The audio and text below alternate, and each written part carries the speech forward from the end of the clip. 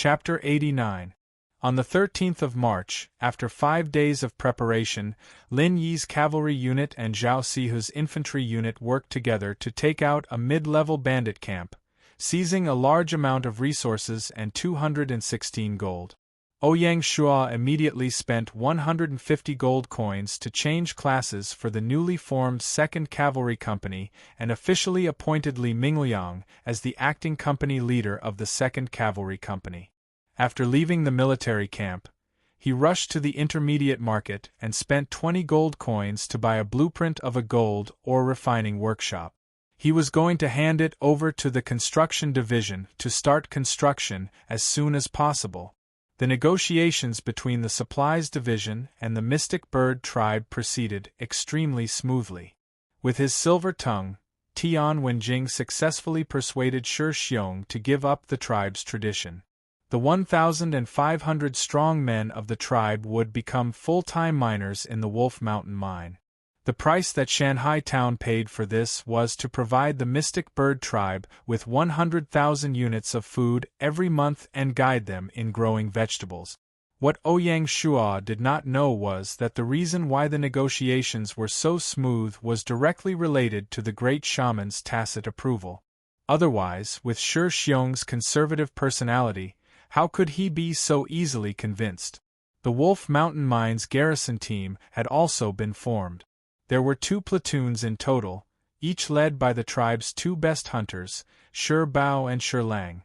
Ouyang Shua took out a batch of captured weapons and equipment from the armory and equipped the 2 garrisons to increase their fighting strength. The good news did not stop there. Just as Ouyang Shua had predicted, the 3-flower wine brewed by Du Chun using the spring water of Lianzhou Basin was evaluated by the system as a specialty of Shanghai Town and was given the name Lianzhou 3-flower wine. They could be sold through the general store, and the transaction tax was only half of the market price. On average, 3 units of grain could produce 1 unit of 3-flower wine, and 1 unit of 3-flower wine was sold for 1 silver coin. After deducting the cost of materials, labor, and 10% of the transaction tax, the net profit was 40 copper coins. Such a huge profit was enough to make Ouyang Shua go crazy. Ouyang Shua didn't say anything else and shamelessly listed the brewery as a non-privatized industry, putting it under the direct jurisdiction of the finance department. At the same time, in order to maximize the profits, he also upgraded the winemaking workshop to a large workshop with a capacity of 1,000 people. Large-scale brewing workshops could produce an average of 50,000 units of 3-flower wine every month, earning a monthly profit of 200 gold coins. Apart from the economic benefits, the 3-flower wine also brought about a pleasant surprise. Lianzhou 3-flower wine, a specialty of Shanghai Town. Attractiveness to special talents with good wine increased by 15%. With such a huge harvest, Ouyang Shua naturally wouldn't treat Du Chun unfairly. He directly offered him a monthly salary of 1 gold coin, instantly making him one of the highest-paid people in the Shanghai Town. More importantly, with the 3-flower wine's brewing technique, Du Chun broke through to become a master wine brewer, becoming the 2nd master wine brewer in Shanghai Town after Qing. On the 14th of March, the Military Intelligence Division discovered a refugee camp 15 kilometers away from the center of the territory when they were investigating the roving bandit. But Face didn't dare to delay and immediately reported to Ouyang Shua. Refugee camp? That's strange. How big is it? Ouyang Shua asked in surprise. Sir, there are about 1,500 of them. There are so many people. How did they survive in the wilderness? Are there any leaders or anything like that? Ouyang Shua did not know much about the refugee camp. This kind of camp was a rare product in the wilderness and was very difficult to find. Those who could survive in the wilderness were either refugees who wandered around, waiting for the player's territories to summon them, or they were secluded villages like the Zhao family ditch where Zhao Dexian had been, which was a paradise and isolated from the rest of the world. The last kind were the roving bandits and the wolves of the wilderness. But the refugee camp didn't belong to any of the above three situations. It was called a refugee and had a fixed place to stay. If one were to call it a paradise, it would be exposed to the wilderness without any concealment. It was called a roving bandit or a bandit, but it didn't have enough combat power. He was simply neither fish nor fowl. The formation of every refugee camp was a kind of coincidence.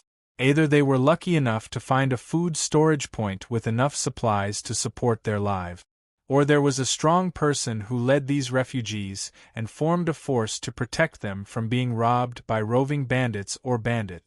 Sir, you guessed right. This refugee camp does have a leader called Go Hongliang, 35 years old. He used to be a military advisor in the army, but later he was stranded in the wilderness for some reason. This person is also quite capable. He forcefully organized a group of despairing refugees, trained them into an army, stationed them in the wilderness, and barely managed to survive. The Military Intelligence Division's intelligence work this time was done very meticulously, and they thoroughly investigated Go Hongliang. Even if they can resist the roving bandits or bandits, I'm afraid it won't be easy for them to survive, right? Ouyang Shua said confidently. Mutants like the players, who had their own cheats, found it difficult to survive in the wilderness, let alone a group of natives. Without a market to trade with, how could they survive? But Face nodded with a face full of admiration. Sir, you guessed right again. Because there are no food seeds or farming tools, they can't grow crop. The refugee camp can only rely on hunting and fishing to make a living. This kind of lifestyle is very unstable, and they often have to rely on wild vegetables to satisfy their hunger. Moreover, ever since mutants like you established a territory in the wilderness, the number of wild beasts in the wilderness has plummeted, and their livelihood has become even more difficult. At present, they can't hold on any longer and are just short of becoming bandit. Ouyang Shua nodded and said with a smile, This is actually an opportunity for us. To put it bluntly, if we can annex this refugee camp, we can save a lot of time. It's the refugee camp's fortune to be annexed by Shanghai Town. There's no need for you to restrain yourself, sir, but Face said with a smile. Ever since he attended Lian Zhou Academy's short-term training course, his speaking skills had improved a lot. It seemed that Lian Zhou Academy's training course was very successful. Has the intelligence department had any contact with Go Hongliang? Ouyang Shua asked. Yes. I had a brief chat with Go Hongliang and gave him a brief introduction of the situation in Shanghai Town. I said that you are the most courteous person, hee. From what I can see, he is obviously interested, but he can't put down his pride and take the initiative to ask, but Face said with a smile. All right, then I'll make a trip myself, Ouyang Shua said, seeing that he had more or less understood the situation. This trip to the refugee camp was to bring peace, not war, so it was not appropriate to bring too many troops. Ouyang Shua only brought a small team from the intelligence department and a squadron of cavalry. At 3:00 in the afternoon, Ouyang Shua and his team arrived at the refugee camp. The entire camp covered an area of about 1 square kilometer and was only protected by a wooden fence. On both sides of the camp's gate, there were 2 watchtowers on which stood 2 sentries. When they saw Ouyang Shua and his team, they shouted nervously, "Who are you? The Lord of Shanghai Town has come to visit, please report to him." Ouyang Shua said loudly, riding on Black Whirlwind. The sentries were surprised. Then they remembered the Lord's order and immediately replied, "Lord, please wait for a moment, I will report to the Lord immediately."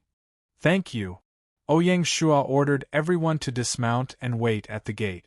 10 minutes later, a middle-aged scholar walked out of the camp. This man was of medium build, thin and broad shoulders. Although his face was covered with dust, his eyes were extremely sharp. He was wearing a coarse hemp robe. Behind him, there were more than 10 men, young men and old men in their 50s. All of them wore coarse hemp robes, and their faces were sallow and emaciated. Before he arrived, the middle-aged scholar had already said, the Lord has come to visit. Welcome, welcome. Ouyang Shua signaled Buttface with his eyes to see if this man was Go Hongliang. When Buttface nodded his head to confirm it, Ouyang Shua said with a smile, "Please forgive me for my presumptuous visit." When the group of people following Go Hongliang saw the powerful equipment of the cavalry squadron, a strand of fear appeared in their eyes. They seemed to be in awe. "Please come in and talk," Go Hongliang said with a smile. Ouyang Shua nodded his head. Then, he ordered the rest of the people to set up camp outside the camp. When they entered the camp, the residents walked out of their houses and looked at Ouyang Shua and his team curiously. Most of the residents were like the refugees in the wilderness. They couldn't even wear decent coarse hemp robes. They were all in rags and emaciated. When they went out, Ouyang Shua put on leather armor and a sword at his waist. He looked even more heroic and extraordinary as a general. Lin Yi and Buttface, who were on his left and right sides, were also fully armed. Compared to the people in the refugee camp, they were totally different. Ouyang Shua looked at the equipment of the soldiers in the refugee camp. They only had very simple leather armor and javelins and spears. He couldn't imagine how Go Hongliang had resisted the attack of the bandits with this group of soldiers with poor equipment. Now, he valued Go Hongliang even more. Go Hongliang was a very resourceful person. After entering the meeting hall of the camp, everyone sat down. Except for Go Hongliang, there were only an old man and a young man in the refugee camp. The rest of the people in the refugee camp had left. "Let me introduce to the Lord," Go Hongliang said, pointing at the old man. "This is Elder Su, the logistics supervisor of our camp. He used to work in the Ministry of Revenue." Then he pointed at the young man. "This is Sun Tingjiao, the commanding officer of our army. He used to be a captain in the army." Ouyang Shua greeted them and introduced Lin Yi and Buttface to them with a smile. When he introduced Lin Yi, he noticed that Sun Tingjiao, who was sitting opposite him, was full of fighting spirit. As for Buttface, they had dealt with him in the morning, so it was easy to introduce him. When he heard that Buttface was the director of the military intelligence, Go Hongliang's eyes lit up. To be honest, when he introduced Buttface, Ouyang Shua was a little embarrassed. As the director of the military intelligence of the Shanghai town, such a name was really embarrassing. Next time, I'll see if I can change this guy's name. Chapter 90. In the refugee camp's meeting hall, the two sides exchanged greetings before they got down to business. Ouyang Shua didn't want to beat around the bush and went straight to the point. "Everyone here is a rare talent who shares the same ideals and loves the people. I'm not talented, but I would like to invite all of you to join the Shanghai town. What do you think, Go Ling? We naturally appreciate your kind intentions, my lord. But the matter of annexation is no small matter. May this old man ask, what kind of treatment can we receive if we agree to join the Shanghai town?" Old Su took the lead to ask. Ouyang Shua nodded and smiled. "Even if Old Su didn't ask, I would have made it clear to all of you. The Shanghai town has been privatized a month ago.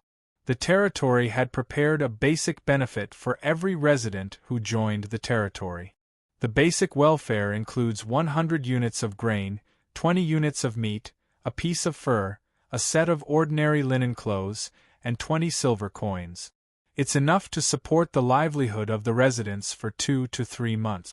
After joining the Shanghai town, the residents of the camp can choose their own jobs according to their specialties. Those who are willing to farm will be given farmlands and farming tools for free. Those who are willing to fish can rent fishing boats and go out to sea. Those who are willing to work in the lumberyards, quarries, and mines can be accepted at any time. Aside from that, the territory also has all kinds of workshops, factories, and shops which all require talents. Taking a step back, even if you don't have any skills, you can still find a job in the construction site. Therefore, as long as you join the Shanghai town, you won't have to worry about finding a job to support yourself. On the contrary, as long as you're willing to work, it's natural for you to live a simple life with food and shelter. As for everyone here, the Shanghai town's government and military system welcomes you at any time. Gu Hongliang and Su Zhencheng's eyes lit up. They were moved by Ouyang Shua's description. If that was the case, then it would be much better than staying in this simple and crude camp.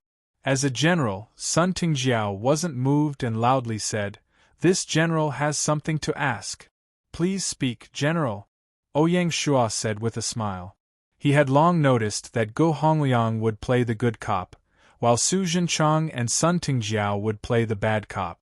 Some questions that Gu Hongliang couldn't ask due to his identity were raised by the two of them. "If we join the Shanghai town, what will you do with the troops in the camp?" Sun Tingjiao asked the most sensitive question, which was the reorganization of the troops. "What's the current situation of the camp's troops?" Ouyang Shua didn't rush to answer, but instead asked a question. Sun Tingjiao nodded, feeling Ouyang Shua's sincerity. If Ouyang Shua didn't ask anything and just talked big, he wouldn't believe him.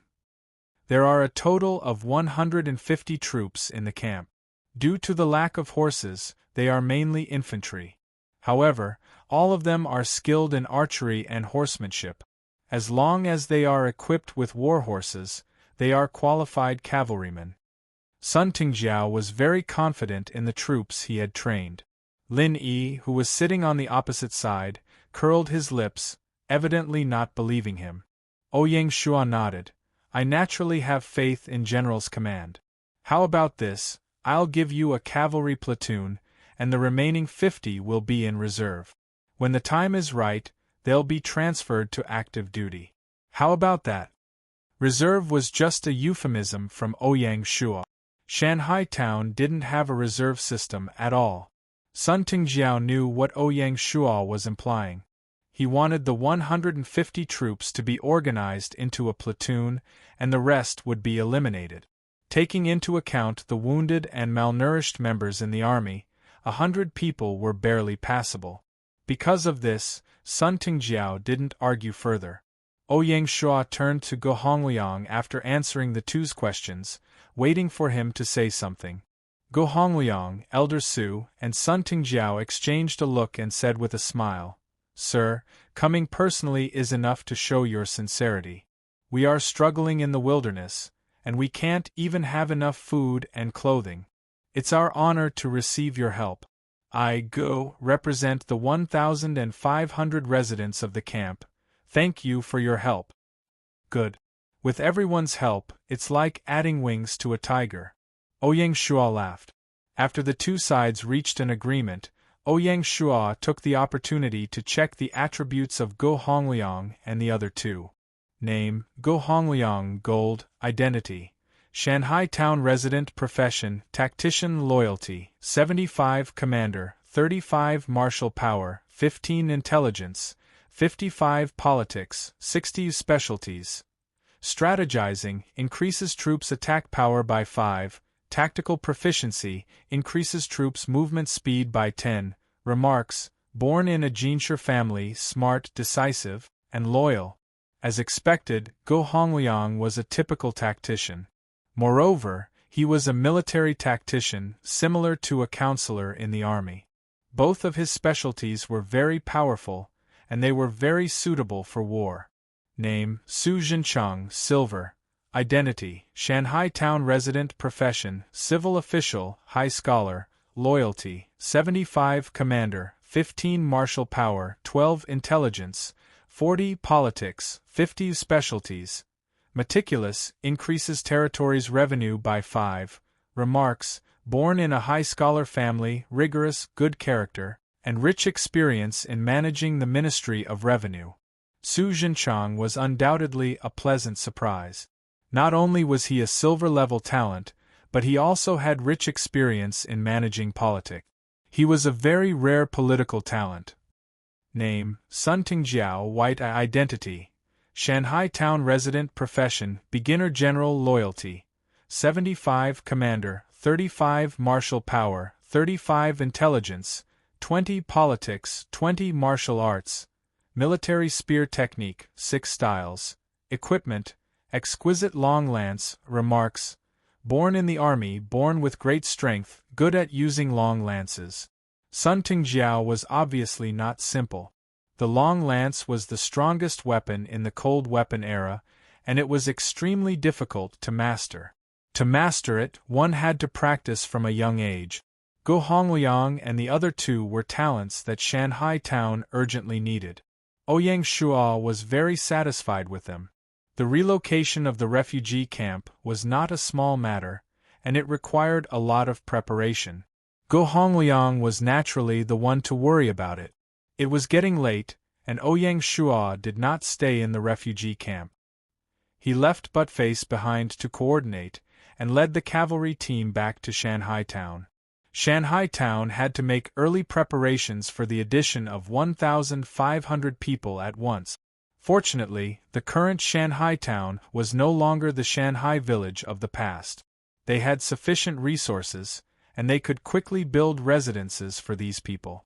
In addition, Ouyang Shuo planned to add 400 of them to Pool Village, and upgrade Pool Village to a first-class town. On the morning of the 15th of March, the refugee camp officially moved into Shanghai town, and the large contingent moved all the way. Ouyang Shuo specially arranged for the cavalry team to protect them along the way. At 11:30 in the morning, Ouyang Shuo led all the officers of the Shanghai town to the north gate of Shanghai town to welcome Go Hongliang and the rest.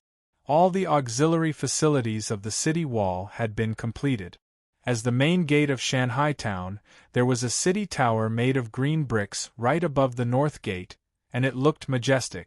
Inside the city tower, all the living facilities were available. Other than water and dry rations, there was also a large amount of fierce kerosene, rolling logs, and other war materials. There was a team of infantrymen stationed in the city tower, along with 2 archers. In front of the city tower, the Lord's flag of Shanghai town was placed everywhere. The Lord's flag was designed by Ouyang Shuo himself. The blue sea was divided into 2 by the golden dividing point. Above the sea was a towering volcano.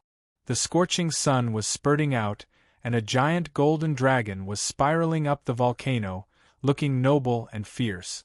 The main gate below the city tower was 6 meters wide and 8 meters high. Above the gate, the 2 words, Shanghai, were engraved in seal script. The 2 wooden gates were wrapped in thick iron sheets, and were also inlaid with dense iron barbs, making it look like a monster. There was a secondary gate on both sides of the main gate, which was 4 meters wide and 5 meters high. Under normal circumstances, the main gate would be closed, and only the secondary gates on both sides could be passed through. Not far away from the secondary gate, there were 2 armory caves. The caves were divided into 2 levels. The upper level had 6 arrow holes, and the lower level had 5 arrow holes. Every arrow hole had a curved roof, and the arrow holes were slanted, and could be opened and closed. There was a passage in the cave, and there were arrow holes on 3 sides. The front arrow hole was aimed at the moat, so it was easy to shoot enemies climbing the city. There were battlements on the cave, and they were integrated with the city wall to ensure the safety of the armory cave. In front of the city gate, there was a giant wooden suspension bridge that spanned across the 8 meters wide moat, reaching the other side. Because the moat was 1 meter away from the city wall, the entire suspension bridge was 6 meters wide and 9 meters long, and it could be pulled up or down by a pulley installed on the city wall. Except during times of war, under normal circumstances, the suspension bridge was lowered. Of course, in order to ensure that the suspension bridge could be pulled up smoothly during times of war, it had to be pulled up once every other week for routine maintenance. The moat was not yet completed, and apart from the underground water that leaked due to excavation, the moat was not filled, and only a shallow layer was laid at the bottom of the moat. When the people in the refugee camp saw the majestic city wall in front of them, they were all dumbfounded. Compared to this city wall, the camp they used to live in was simply like a primitive tribe. With the protection of such a strong city wall, they immediately felt at ease, and the trace of dissatisfaction caused by the sudden order to migrate immediately disappeared. As expected, the Lord is still thinking about us. The days of suffering are finally coming to an end. Go Hongliang was also a little surprised. It was not that he had never seen such a tall city wall before, but in fact, compared to the city wall of Royal City, the city wall in front of him paled in comparison. What he was really surprised about was that Shanghai town was able to build such a strong city wall in the wilderness when it was only a small town. This was very unusual. From this, it could be seen how far-reaching the Lord's strategic vision was. Chapter 91. Finally, Ouyang Shua led a group of officials to welcome Go Hongliang. He smiled. "Welcome, Mr. Go. From now on, we are a family." Go Hongliang didn't dare to delay. He bowed and said solemnly, "Greetings, sir." This bow was a gesture of submission. From now on, there would be a difference between them, and they would no longer be able to speak as equals like before. Everyone behind him bowed. The ordinary citizens even knelt down and said loudly, "Greetings, sir." Ouyang Shua naturally understood the deeper meaning behind this, so he didn't avoid it and calmly accepted everyone's greetings before supporting Go Hongliang up and saying with a smile, "Let's go. I've already ordered people to prepare some wine to welcome everyone." After he finished speaking, he personally led Go Hongliang towards the Lord's estate. Shanghai town was undergoing a land renewal. There were construction sites everywhere. Go Hongliang observed carefully along the way. The layout of the town was reasonable. The buildings were well proportioned. It was a scene of prosperity. The citizens he saw on the way were all healthy and strong. They wore clean linen clothes and were full of energy. This was the behavior of people who lived a prosperous life and had something to look forward to. Go Hongliang couldn't help but nod. It seemed that the promise he made to them yesterday wasn't groundless. Shanghai town was indeed as prosperous as he described. In the banquet hall of the manor, Ouyang Shua hosted a banquet for Go Hongliang, Su Zhenchang, and Sun Tingjiao. The three directors of Shanghai town and the military representative, Shi Wansui, accompanied them. As for the other people in the refugee camp, Ouyang Shua handed them over to the logistics department. Before the banquet started, Ouyang Shua introduced both parties to each other. They were going to be ministers in the future. It was a good opportunity to get to know each other. Everyone on Shanghai town's side was a big shot. Other than Yingyu, they were all historical figures. Naturally, they weren't surprised. Go Hongliang and the other two were different. They were surprised again and again. They couldn't imagine how a small second-class town could gather so many talents. The little bit of arrogance they had before disappeared.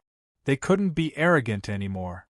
Sun Tingjiao couldn't summon any fighting spirit when he saw Shi Wansui. When he saw Lin Yi guarding Ouyang Shua yesterday, he thought that Lin Yi was the strongest general in Shanghai town. Who would have thought that there would be a special class general in charge of the Shanghai town's headquarters? He was simply a beast in human form. After the banquet, Ouyang Shua wasn't in a hurry to arrange their duties. Instead, he let them go rest first. 2:00 in the afternoon, in the council hall of the Lord's mansion. The three great bureaus, 14 divisions, as well as the person in charge of a subordinate organization, as well as all the military officers above the rank of squadron leader, were gathered here to participate in the impromptu territorial discussion. Ouyang Shua said, "This time, I called everyone here to make some adjustments to the structure of the territory." As the number of troops continued to increase, there were also more and more matters related to the army, from logistics support, weapons and equipment manufacturing research, to the management and mobilization of soldiers, to the formulation of battle plans, and so on. Therefore, I think it is necessary to set up a special department to manage the affairs of the army. As military affairs opposed to government affairs, they still didn't have a unified management department. This had become a sore point for Ouyang Shua. It wasn't that he didn't want to, but that he couldn't find a suitable chief to share his burden. Go Hongliang's appearance was undoubtedly an opportunity. "I've decided to set up the military affairs department, with Go Hongliang as the director.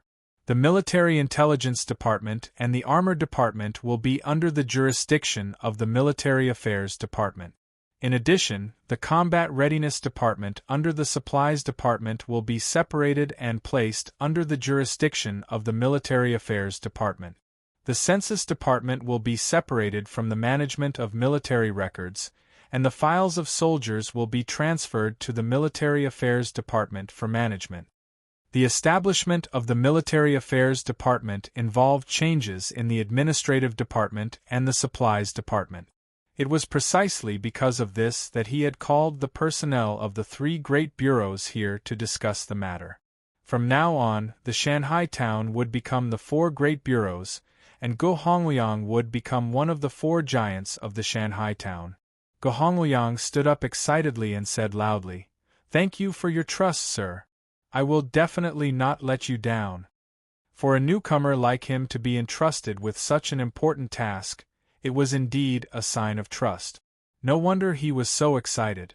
When Su Zhenchang and Sun Tingjiao saw that they had been put in an important position, the last trace of worry in their hearts disappeared, and they began to truly integrate themselves into the big group of the Shanghai town. Ouyang Shuo adhered to the principle of not doubting the people he used, and he believed that Go Hongliang had the ability to support the Military Affairs Department and help him solve his problems. The newly established Military Affairs Department did not have a complete set of departments. Ouyang Shuo did not rush to set it up in one go, but chose to adjust it according to the opportunity. The establishment of the Military Affairs Department also solved the problem of the Military Intelligence Department's chaotic ownership. The previous Military Intelligence Department was said to be independent and under the leadership of Shi Wansui. It was said to be part of the military, but it did not have a clear organization. The Armor Department was responsible for the production of military weapons and equipment, so it was reasonable to put it under the jurisdiction of the Military Affairs Department. Zhao Yufang of the Combat Readiness Department was demoted to Deputy Director because he was implicated in the year-end assessment, and he had been reinstated by Ouyang Shuo a few days ago. The Combat Readiness Department was put under the Military Affairs Department, which marked the beginning of independent operation of the military logistic. As the Combat Readiness Department was put under the Military Affairs Department, the status of the Supplies Department declined again. This was something that could not be helped. The Supplies Department, the predecessor of the Supplies Department, was established to solve the problem of centralized management of supplies before the privatization of the territory. With the deepening of privatization, many of the original functions could not keep up with the pace of development, so they had to be fully released. Ouyang Shuo also had arrangements for the office of the Military Affairs Department. The Construction Department will build a courtyard house in the Northeast Military Zone as the office of the Military Affairs Department. All the departments under the Military Affairs Department will be transferred there to work. No problem. Zhao Duong nodded. Ouyang Shuo made this arrangement. First, there was no extra office space in the Lord's mansion. Second, whether it was the military camp or the armor department, they were all built in the military zone, so it was more convenient for the Military Affairs Department to work there. After making arrangements for the Military Affairs Department, Ouyang Shuo turned to look at Ing Yu and said with a smile, "Yuer, I found a talented person for your finance department. I just don't know if it's easy to enter the finance department's yamen." "Big brother, don't make fun of me. Others may not know, but you don't know how busy I am. To have someone to share the burden, Yuer can't ask for more." Ing Yu glanced at Ouyang Shuo. Ouyang Shuo nodded and said loudly, "That's good. I have decided to appoint Su Zhenchang as the Assistant Director of the Finance Department and the Director of the Commercial Department.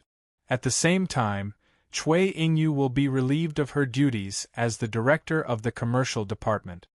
Su Zhenchang stood up and bowed, saying excitedly, "Thank you for your trust, I will not let you down." Su Zhenchang's rich experience in government affairs was a very good addition to the finance department. With his many years of experience as an official in the Ministry of Revenue, it would be effortless for him to take charge of the Department of Commerce. Ouyang Shua didn't want Yu's energy to be tied up too much by the business division. Instead, he wanted her to stand at a higher height and oversee the overall situation.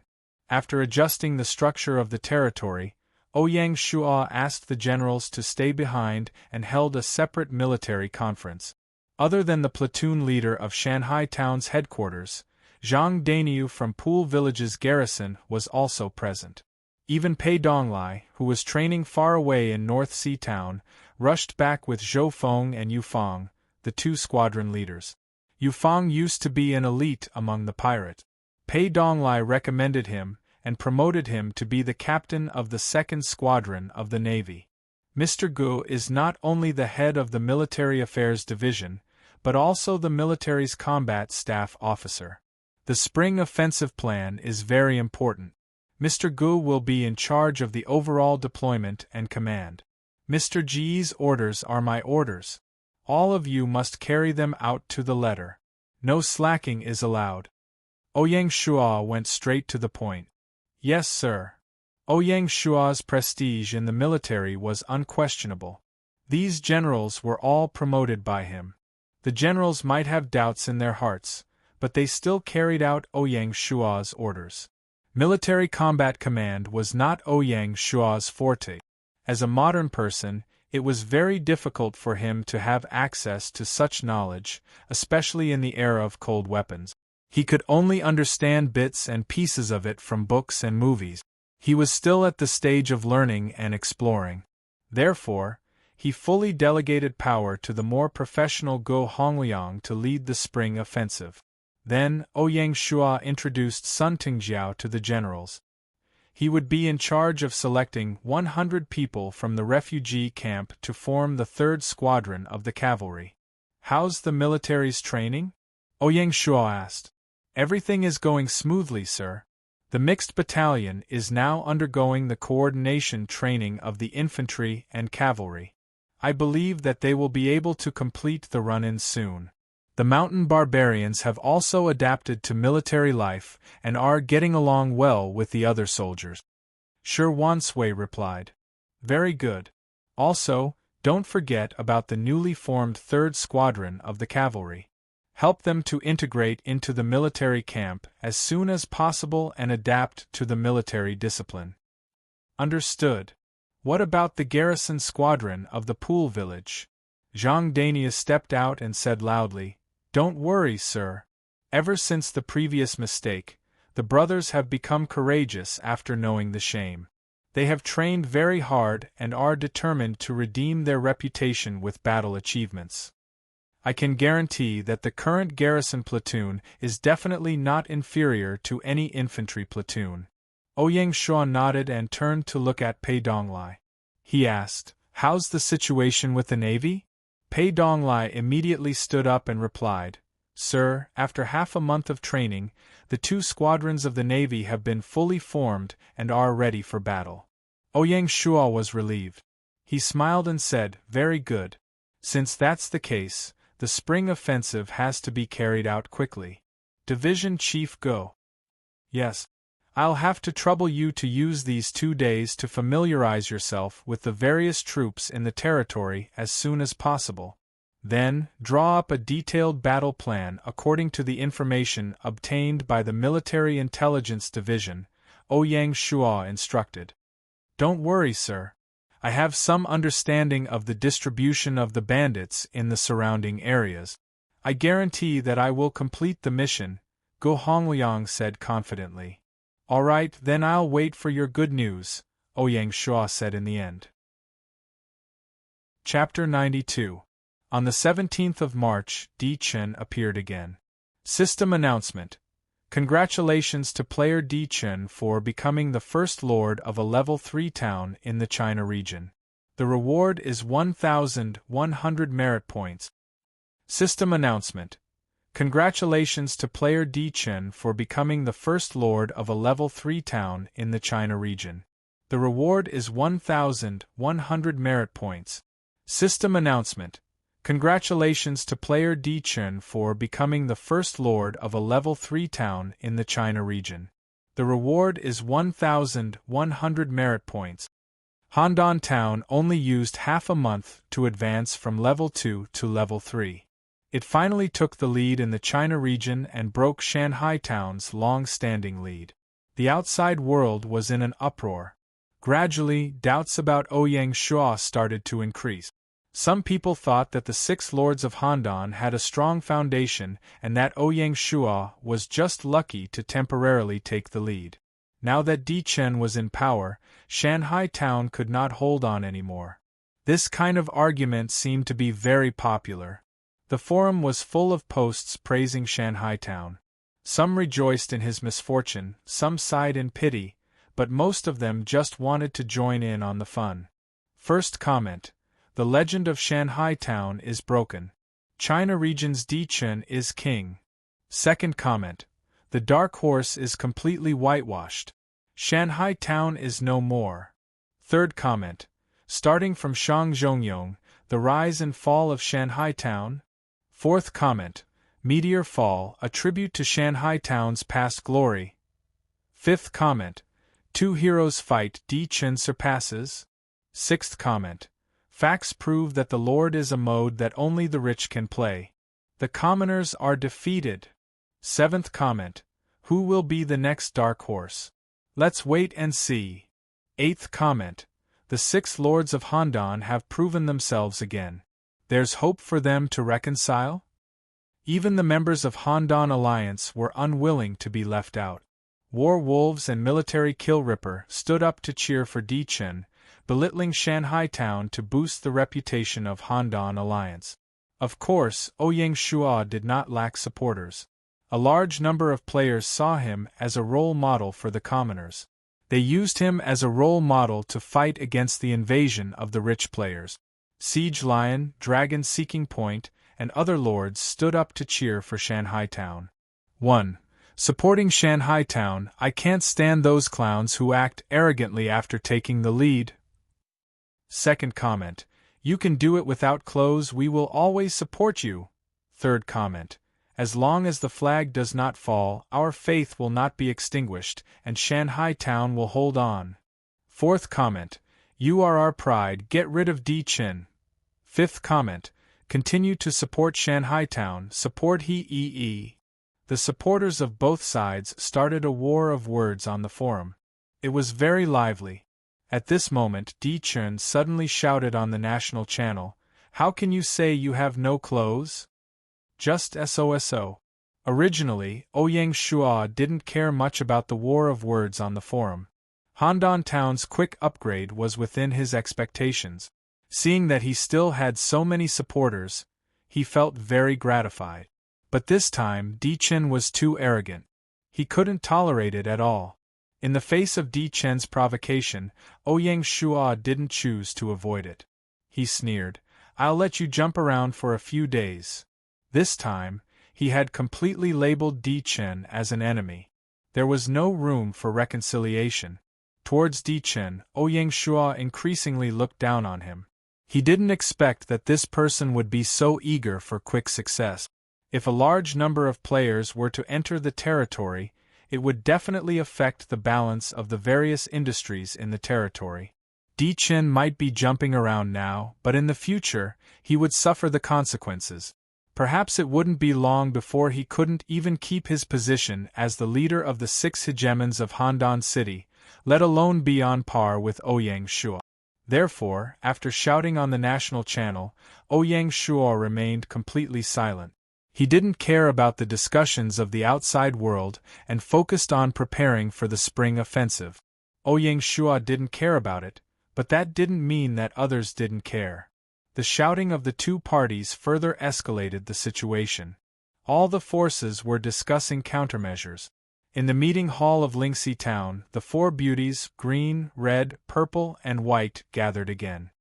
"Big sister, what do you think about Di Chen's provocation?" Violet asked. "What else can I think? It's obvious that Di Chen is building up momentum for himself. He wants to restore the reputation of Handan Alliance and reclaim his position as the leader of the China region, Bai Hua said. That's right. He wants to climb up by stepping on Di Chen. It's a good plan. On the surface, it looks very successful. Right now, there are many people on the forum who are criticizing Shanghai Town. Although many of them are paid by Di Chen, there are also many people who don't understand the situation and have the same opinion, Qingyi added. Violet was stunned. He asked doubtfully, "Fourth sister, do you mean that you don't think Di Chen will succeed in this operation?" Of course. Leveling up to a level 3 town is just a small hurdle. As long as they are willing to use players to make up for the population of the territory, it will be very easy to level up. This doesn't mean anything. Only Di Chen is like a clown, publicizing it in such a high-profile manner. The most important competition is the competition between a level 3 town and a level 1 county. With the characteristics of the system, there will definitely be some special obstacles. Didn't Shanghai Town rely on this to gain an advantage? Second sister, didn't you see Di Chen's reply on the national channel? It is obvious that he is much calmer than Di Chen, Qingyi explained. As expected of Consonance's brain, she looked at the essence of the problem. Bai Hua nodded and said with a smile, "Fourth sister is right. There is one more detail that I don't know if you have noticed." "What detail?" the sisters asked curiously. "The private strategy that Di Chen passed on to us," Bai Hua said mysteriously.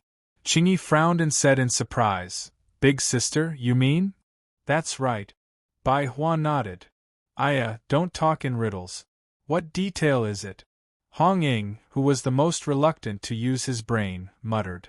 From the private strategy, Di Chen seems to have a very deep understanding of the game. It is almost certain that he participated in the closed beta, just like me. Not only that, but his participation might be even higher. I'm guessing that He Yu Wui must have had a general understanding of the conditions required to be promoted to a town in advance. This would explain why he was able to formulate such a targeted privatization plan, walk ahead of everyone in one fell swoop, and take the crown of the best town in the world, Bai Hua explained. Violet's brain was still a little more agile.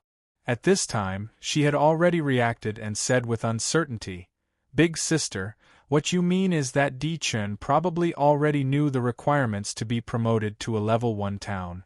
And that requirement must be very difficult. Even with Di Chen's strength, it would be difficult to achieve it in a short period of time. Is that why he is so fearless?" "That's right," Bai Hua said with certainty. "But how is that possible?" Violet still didn't believe it. Even someone like Di Chen, who has such a strong background, didn't know about it. How could Di Chen know? Who is he? Bai Hua said with a smile. "First, this is just my guess. Second, I think we already have some understanding of the mysteries of this game. With Gaia's personality, it is not strange at all for something like this to happen. Speaking of details, sisters, did you notice that Handan Alliance seemed to be missing one person to wave the flag for Di Chen?" Qing Yi continued. "Feng Qiuhuang?" Bai Hua was the first to react. "That's right. Big sister, do you know anything about this person?" Qing Yi asked. Bai Hua shook her head and said with a bitter smile, "Feng Qiuhuang has never dabbled in any games before, so how could I know anything about him? All I know is some basic information that was exposed on the forums."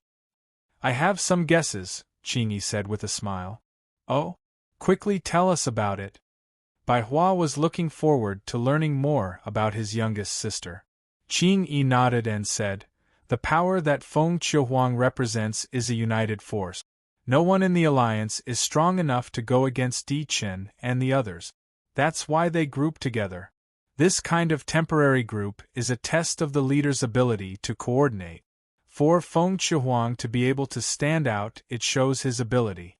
Feng Qiuhuang's background is also very clear on the forums. He comes from the Feng family, the largest force in the alliance. The Feng family is a very special family. The men are in charge of the internal affairs while the women are in charge of the external affairs. The male members of the family do not need to participate in the organization's affairs. They spend their days idling around, eating, drinking, and having fun, but they hold the highest authority in the family. The female members of the family work hard for the family, but in the end, they often become sacrifices for the family's marriage alliances. The name Feng Chihuang is the best description of the Feng family.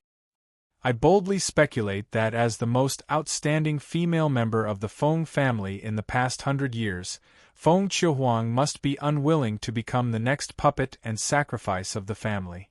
If she wants to make a difference, she needs to find an invisible ally. And this ally cannot be a member of Handan's 6 hegemons. Hao Wui is undoubtedly the most suitable. Did you guys notice that when Shanghai Village became #1 in the world during the monster attack, Feng Chihuang once appeared on the forums to congratulate them? This time, Handan Alliance attacked Hao Wui, and Feng Chihuang once again maintained her silence. From this, it can be seen that Feng Chihuang is not of the same mind as Handan Alliance. Her attitude towards Hao Wui is still mainly to cooperate and show goodwill. Bai Hua took the lead to applaud, smiling as he praised, as expected of our little Zhuge. Just by relying on these small clues, she can pull the threads out of the cocoon and see through the essence of the problem. Qing Yi smiled embarrassedly. This is just a guess of mine. It's not accurate. Alright, no matter what, we still have to believe in our ally, Hao Wui. As for the rest, we don't need to worry about it. Just focus on our own matters. Bai Hua concluded. Chapter 93. At the same time, in the mayor's office of Luofeng Town. See, sister, Di Chen is unhappy with our silence this time. The one speaking was a petite girl in her late teens, dressed like a strategist. Other than Feng Chihuang, Luofeng Town also had 4 core members: Qing Luan, Zhu Ke, Black Swan, and Shui Yan. The 4 of them were the daughters of the core families of the alliance. Be it looks or ability, they were the cream of the crop. Humph, Di Chen is too arrogant. We joined the Handan alliance, but that doesn't mean we have to listen to his orders. Qing Luan, tell them that Luofeng Town has its own position and Handan Town has no right to interfere. Feng Chihuang was very unhappy with Di Chen's arrogance.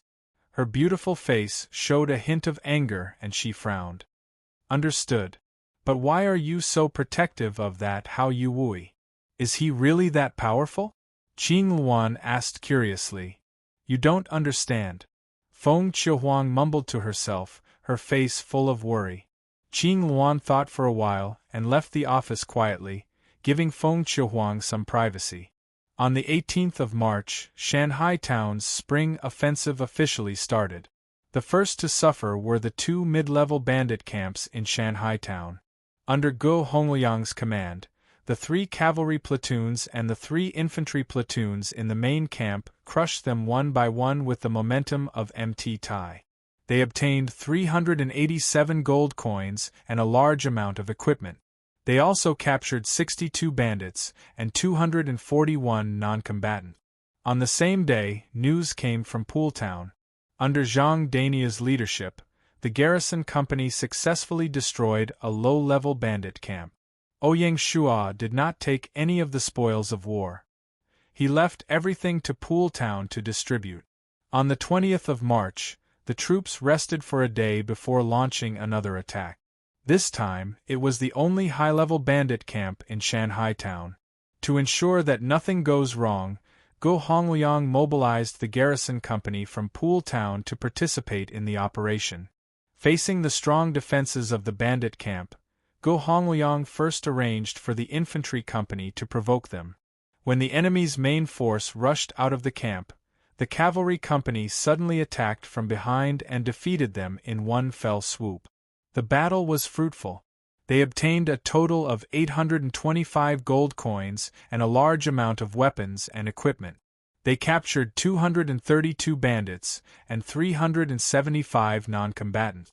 In addition, He had also obtained a territory characteristic scroll, 5 civil official change tokens, and a medium-sized spatial stone. Territory characteristic scroll. 2. After use, special talent attraction rate increases by 5. Space stone, medium after use, the storage bag space can be expanded to 100 cubic meters. Ouyang Shuo used the special scrolls and spatial stones, and the 5 official positions were given to Sun Yanong, Du Xiaolan, Zhao Yufang, Yang Yun, and Yuan Xiaoping.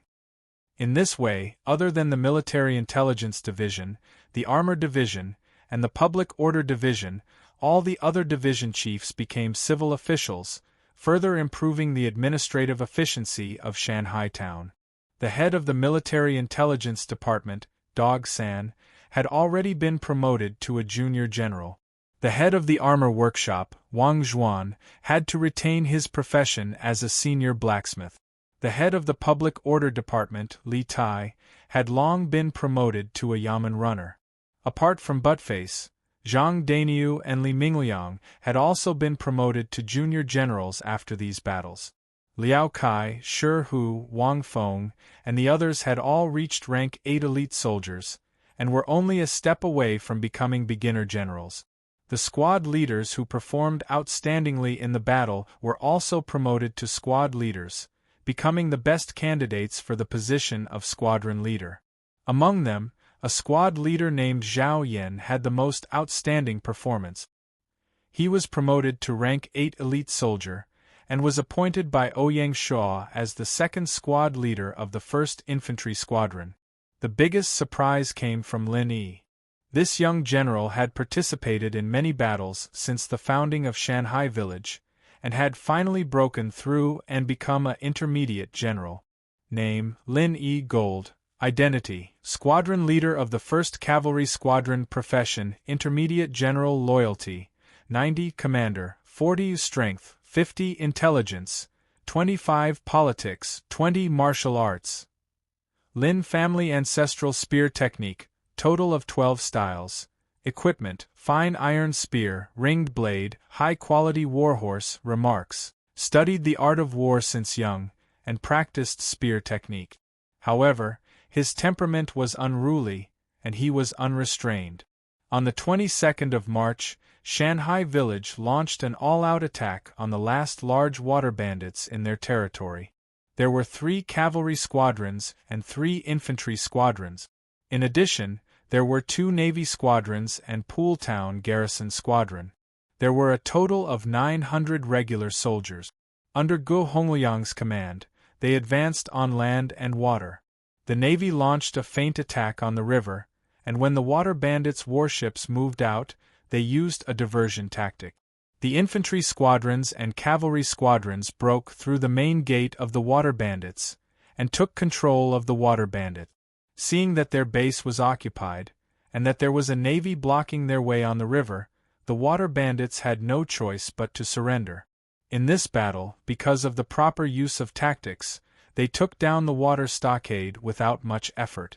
There were more than 1,000 people in the water bandits, and other than 52 who died in battle, the rest were captured.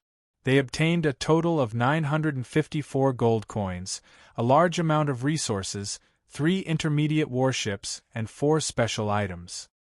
The special items included 2 charm amulets, a military book, and the Meng Chong warship manufacturing manual. It was a pity that they did not get the village creation token that Song Jia wanted. Stamina charm. After use, it can quickly replenish stamina and restore battle strength. Marching charm. After use, the troop's speed is increased by 50% for 2 hours. The 2 charm amulets were very precious, and when used at critical moments, they could have miraculous effects. The stamina charm could double a general's battle strength, and its effects were remarkable. The marching charm was even more impressive. If there was a need for a surprise attack after use, it could cause the enemy to misjudge, and arrive at the assembly point in advance, dealing a fatal blow to the enemy, and producing an unexpected effect. Name: 6 Secret Strategies, Wu Tao Volume. Attributes: After equipping, increases Commander-in-Chief by 10 points, increases troops' battle strength by 10 points. Remarks: one of the 10 ancient military books. It is a work that gathers the military thoughts of the pre-Qin dynasty, and is known as the ancestor of military strategists. The military book is divided into 6 volumes, and this is the second volume, which talks about military strategies. Although the 6 Secret Strategies was only a remnant volume, its effects were already very impressive. If one could gather a complete set, who knows what other nature-defying properties it would have. Mengchong Warship Manufacturing Manual. After use, you will know how to manufacture Mengchong warships. The Mengchong warships were the main warships of the Han Dynasty Navy. They were long and narrow, and had high mobility, which made it easy to clash with enemy ships. With it, the shipyards could finally manufacture decent neutral warships to arm the navy. Ouyang Shua had participated in the entire spring offensive operation, and his level had soared to level 40, surpassing the highest level for adventurer players, level 38. Not only that, but he had also destroyed 4 bandit camps and a water stockade. In addition to the rewards of establishing Pool Village and being promoted to a town, his achievement points had reached 13,200 points, and he had been promoted to a second-class earl. His reputation points had reached 10,450 points, and he had been promoted to the level of famous far and far. His title had been promoted to Kingdom Knight. With such a huge change, Ouyang Shua couldn't help but check his personal attributes. Name: don't say you don't have clothes. Title: Kingdom Knight, increases favorability of historical characters by 25. Territory: Shanghai Town. Occupation: General, part-time. Level 40. Achievement: 13200/25600. Title: Second-class Earl. Reputation: famous far and wide. 10450/1000000. Root Bone: 18. Comprehension, 21. Fortune Source: 5. Charm, 8. Commander, 53 plus 10 Strength, 16. Intelligence, 13. Politics, 50. Talents, Locked Cultivation Method, 8. Extremities Fist. Scripture, Advanced. Art of War, 6. Stratagems, Martial Stratagem Volume, Skills.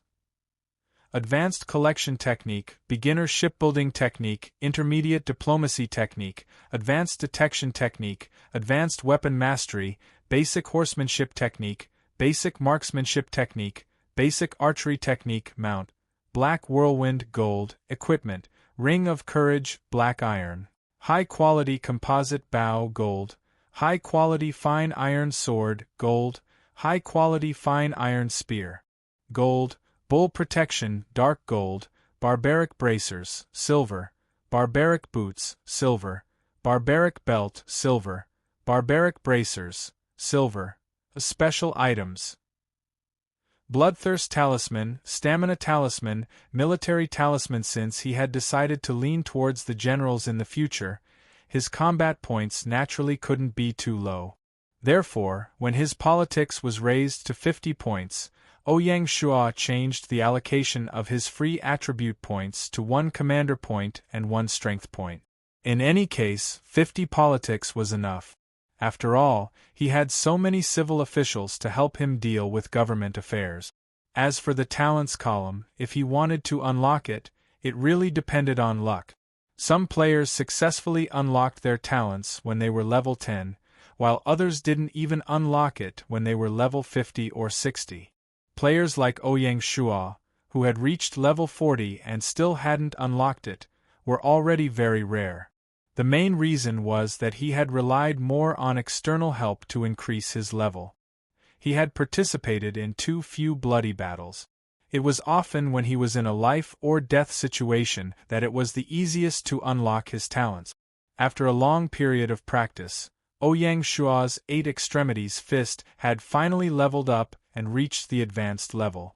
In addition, basic skills like gathering, diplomacy, detection, and weapon mastery had all leveled up. Regrettably, he still hadn't found a suitable spear technique manual yet. Apart from these changes, Ouyang Shua's equipment had also been updated. After these few battles, he had obtained a large number of weapons and equipment.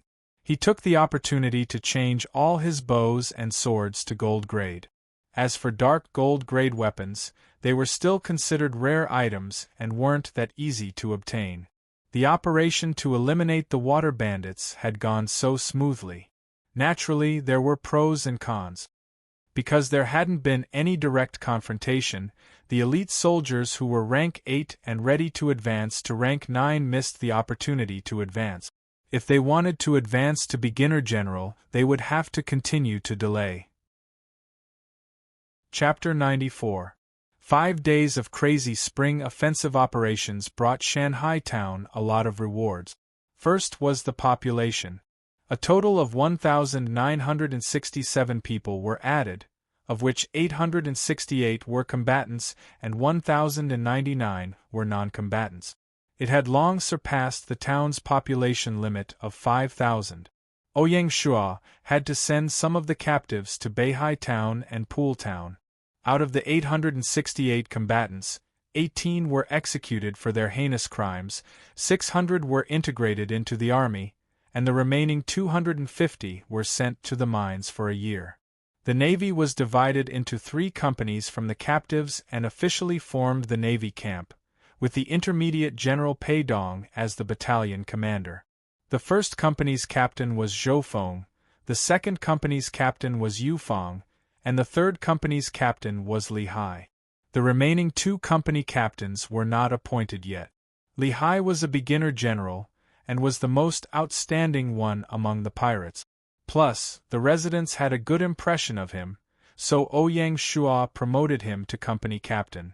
The cavalry was divided into 3 companies and officially formed the Shanghai Town Cavalry Camp, with the Intermediate General Lin Yi as the battalion commander. The first company's captain was Li Mingliang, the second company's captain was Sun Tingjiao, the third company's captain was Liao Kai, the fourth company's captain was Guoliang, and the fifth company's captain was Su Wang.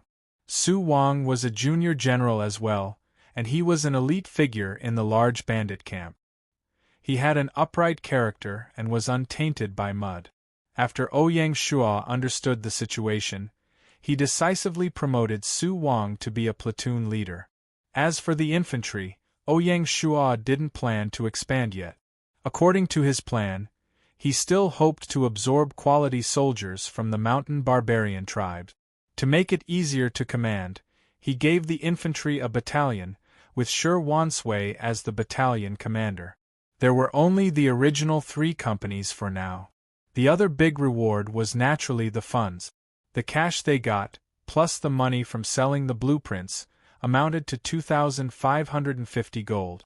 After deducting the military and general fees, there were 1,710 gold left. Ouyang Shua didn't have a specific plan on how to use the funds.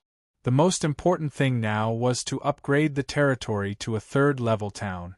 The population had already reached the upper limit, but the alchemy workshop in the 2nd-level town was still not being built. As Ouyang Shua expected, the most troublesome thing was that damned alchemist. Shanghai town was such a strong territory, but there wasn't a single alchemist after so long. He didn't know what kind of luck Di Chen had, but he managed to get an alchemist within half a month.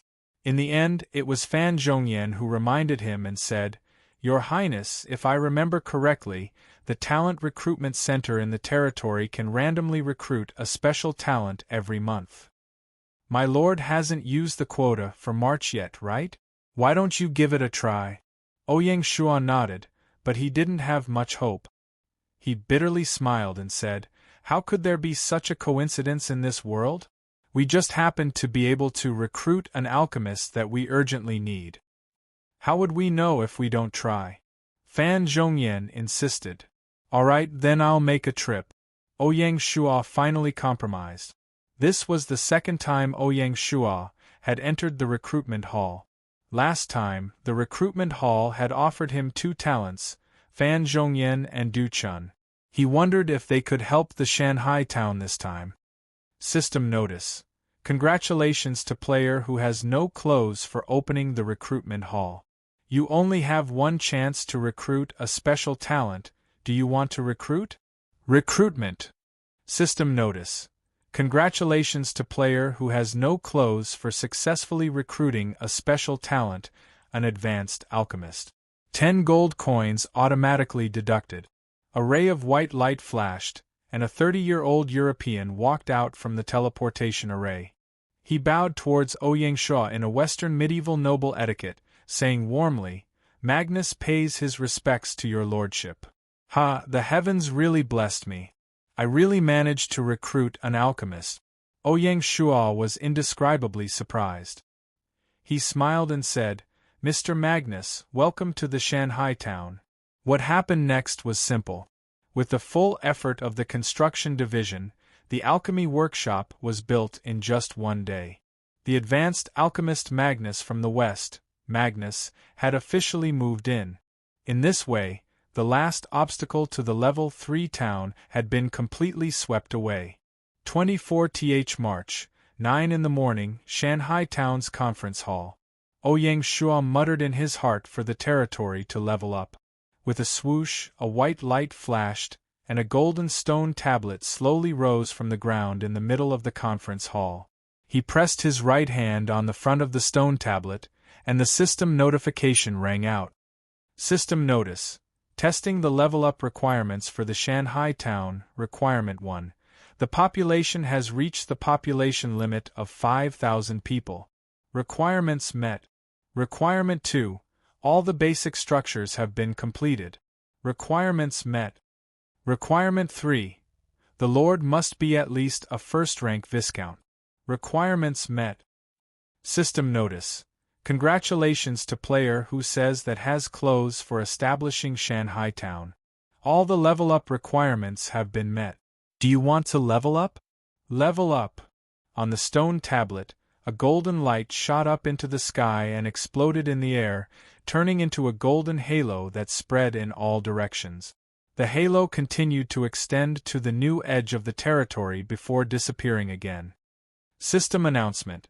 Congratulations to player who says that has clothes for becoming the second lord of a town in the China server to level up to a level 3 town. Reward. 1,000 achievement points. System announcement. Congratulations to player who says that has clothes for becoming the second lord of a town in the China server to level up to a level 3 town.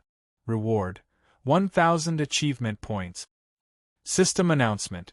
Congratulations to player who says that has clothes for becoming the second lord of a town in the China server to level up to a level 3 town. Reward. 1,000 achievement points.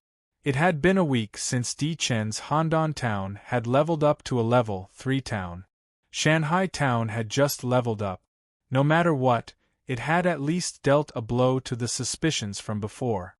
The battle for the world's #1 county had officially begun. System announcement.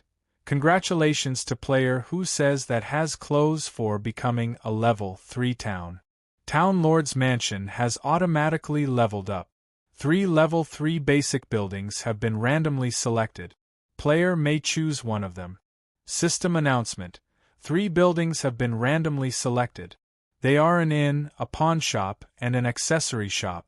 Please choose. Choose the pawn shop. System announcement. Building is being automatically generated. Please check for yourself. A white light flashed, and the golden stone tablet slowly sank into the ground again. Ouyang Shua took the opportunity to check the stats of Shanghai town. Territory, Shanghai town, level 3 town, Lord, who says that has clothes, level 2 Earl.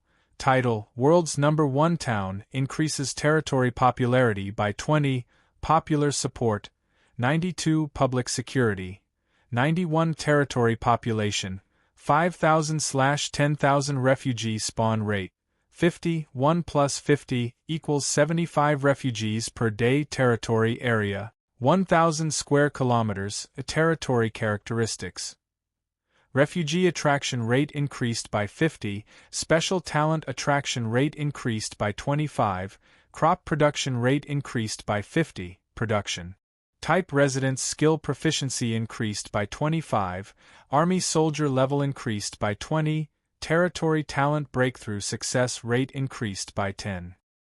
Affiliated villages: North Sea Town, Level 1 Town, Pool Town, Level 1 Town, Territory Capital, Four Seas Bank Territory Association, Textile Association, Territory Resources, Intermediate Lumberyard, Intermediate Quarry, Intermediate Mining, Advanced Brick Kiln Territory Army, Cavalry Battalion, Infantry Battalion, Navy Battalion, Pool Town Garrison Platoon, Territory Industry, North Twilight Salt Field, 5,000 acres, Wolf Mountain Mine Political Index.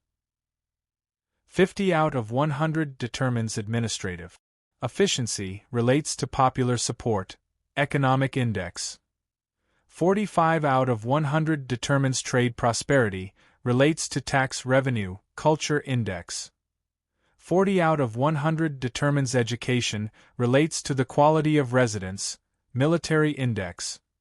50 out of 100 determines military strength, relates to stable relationships, basic buildings. Town lord's mansion, toilet, granary, cemetery, relay station, agricultural buildings. Farmland, mill, mulberry garden, orchard, vegetable field, herb garden, commercial buildings. Intermediate market, intermediate blacksmith shop, intermediate grocery store, advanced woodworking workshop, advanced medical center, advanced martial arts school, advanced tailor shop, clothing workshop, intermediate pottery factory, large brewing workshop, farmer's market, vinegar brewing workshop, soy sauce workshop, bean curd workshop, pharmacy, small textile factory, advanced alchemy workshop, cultural buildings. Town ancestral hall, town private school, Lienzhou Academy military. Buildings. Advanced military camp, city wall, moat, city tower, arrow tower, corner tower, stone sentry tower, stable, weapon workshop, arsenal special buildings. Ferry, dock, intermediate shipyard, hidden buildings. Mazu Temple, sealed, recruitment hall list of basic buildings. Frowny Face Taoist Temple, a place where Taoists cultivate. Construction requirement. Taoist Temple Building Blueprint, 2,000 units of wood, 3,000 units of green bricks, 1,000 units of stone. Construction time, 4 days. Pawn shop. An institution that collects movable and immovable property as collateral to lend money to others. Construction requirement. Merchant, pawn shop building blueprint, 1,000 units of wood, 2,000 units of green bricks, 1,000 units of stone. Construction time, 3 days. Description. This building will be automatically generated. In a place for people who are away on a long journey to stay. Construction requirement. Merchant, in building blueprint, 2,000 units of wood, 3,000 units of green bricks, 1,000 units of stone. Construction time, 4 days. Restaurant, a shop that provides banquets. Construction requirement. Advanced chef, restaurant building blueprint, 2,000 units of wood, 4,000 units of green bricks, 1,000 units of stone. Construction time, 5 days. Jewelry shop, a shop that sells gold and silver jewelry. Construction requirement. Gold and silver craftsman, jewelry building blueprint, 1,000 units of wood, 2,000 units of green bricks, 1,000 units of stone. Construction time, 3 days. A tea garden, a planting tea leaves. Construction requirement. Tea tree, 2,000 units of wood, 500 units of green bricks, 500 units of stone. Construction time, 2 days. Chapter 95. Ouyang Shuo was deep in thought after checking the attributes of the territory. The upper limit of a level 3 town was 10,000 people. Normally, it would take 2 months for Shanghai town to reach full population again. The territory was upgraded in advance and doubled in size. The third step of the spring offensive, which was to suppress bandits outside the borders, had to be changed to suppress bandits inside the territory.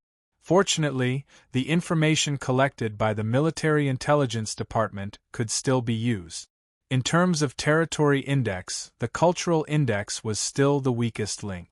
During this time, there were still a few scholars among the newly spawned refugees. Ouyang Shua arranged for them to go to Lianzhou Academy. Under Su Shuda's leadership, Lianzhou Academy was on the right track. It was no longer the grassroots organization it had been when it was first established. During the spring offensive, the moat project had been completed. The arrow towers and turrets on the city walls had also been completed and put into use.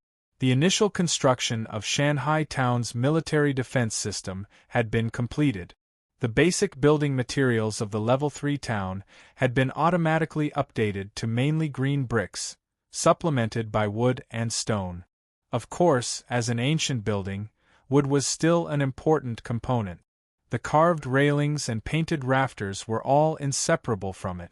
Among the 6 buildings, the pawn shop had been automatically generated. There was no need to pay attention to it. The tea garden didn't need blueprints. It only needed to find wild tea trees in the wild and transplant them. It was similar to the mulberry garden. The blueprints of the remaining 4 buildings, the Taoist temple, the inn, the restaurant, and the jewelry shop, had all been seized during the spring offensive a few days ago, saving 400 gold coins for the blueprints. Ouyang Shua had already promised to let Gu Sanyang manage the restaurant. The inn and the jewelry shop were relatively simple. They could be built immediately since there were special talents in the territory. The most troublesome thing was the Taoist temple. It needed at least a Taoist priest to manage it. In the previous timeline, many lords used a shortcut, and that was to replace the lords with players. Among the combat professions of the players, there were Taoist priests, so it was barely acceptable. 10:00 in the morning, in the mayor's office of the Lord's mansion. Sir, after nearly a month of arduous investigation, the Military Intelligence Department has obtained basic information about the nomadic tribes in the middle of Lianzhou Basin and the green beetle horses. The one who spoke was a middle-aged man with a determined face. He looked ordinary at first glance. He was another big shot of the Military Intelligence Department, Lei Sun.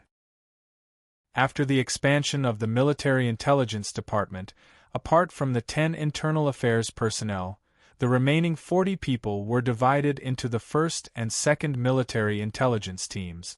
Ling Qian was the leader of Military Intelligence Team 1, while Lei Sun was the leader of Military Intelligence Team 2. Ouyang Shua's heart shook.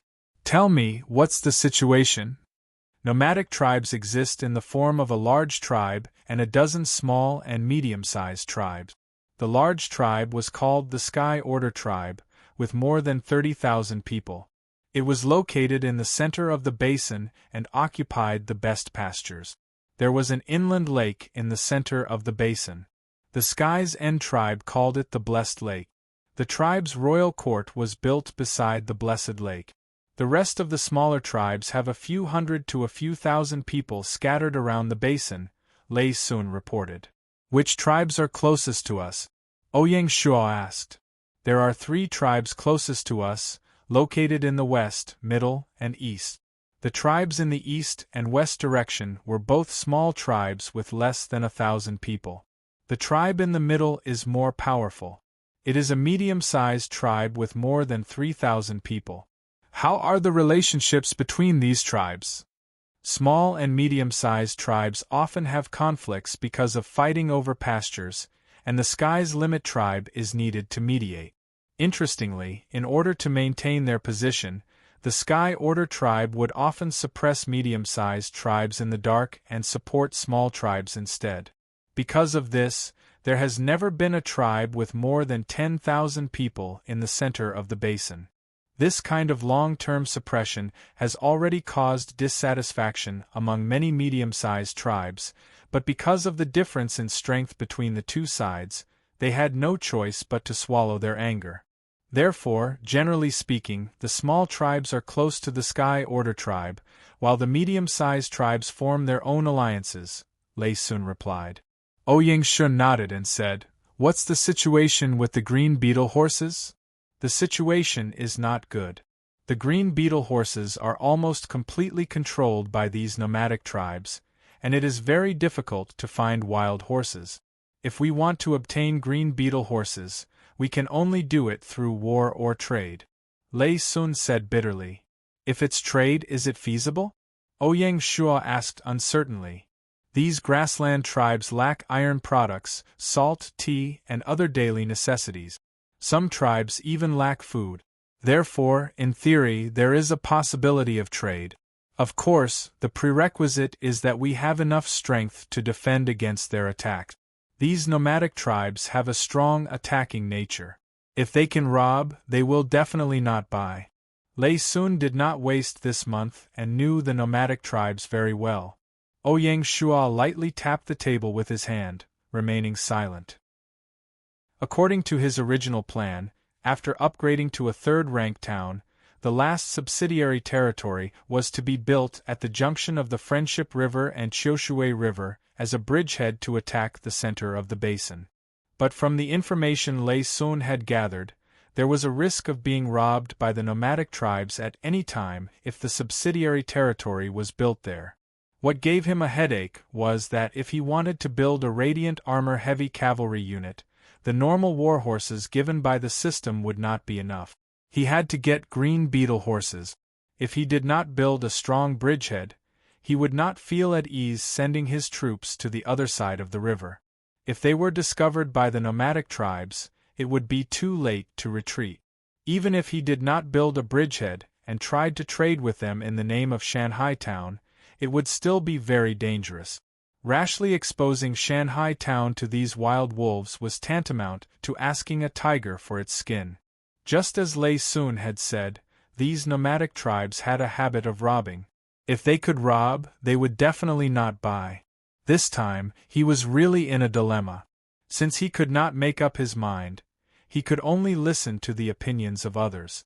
Ouyang Shuo asked Lei Sun to wait for a moment and asked the gatekeeper to invite the 4 directors over, saying that he had something important to discuss with them.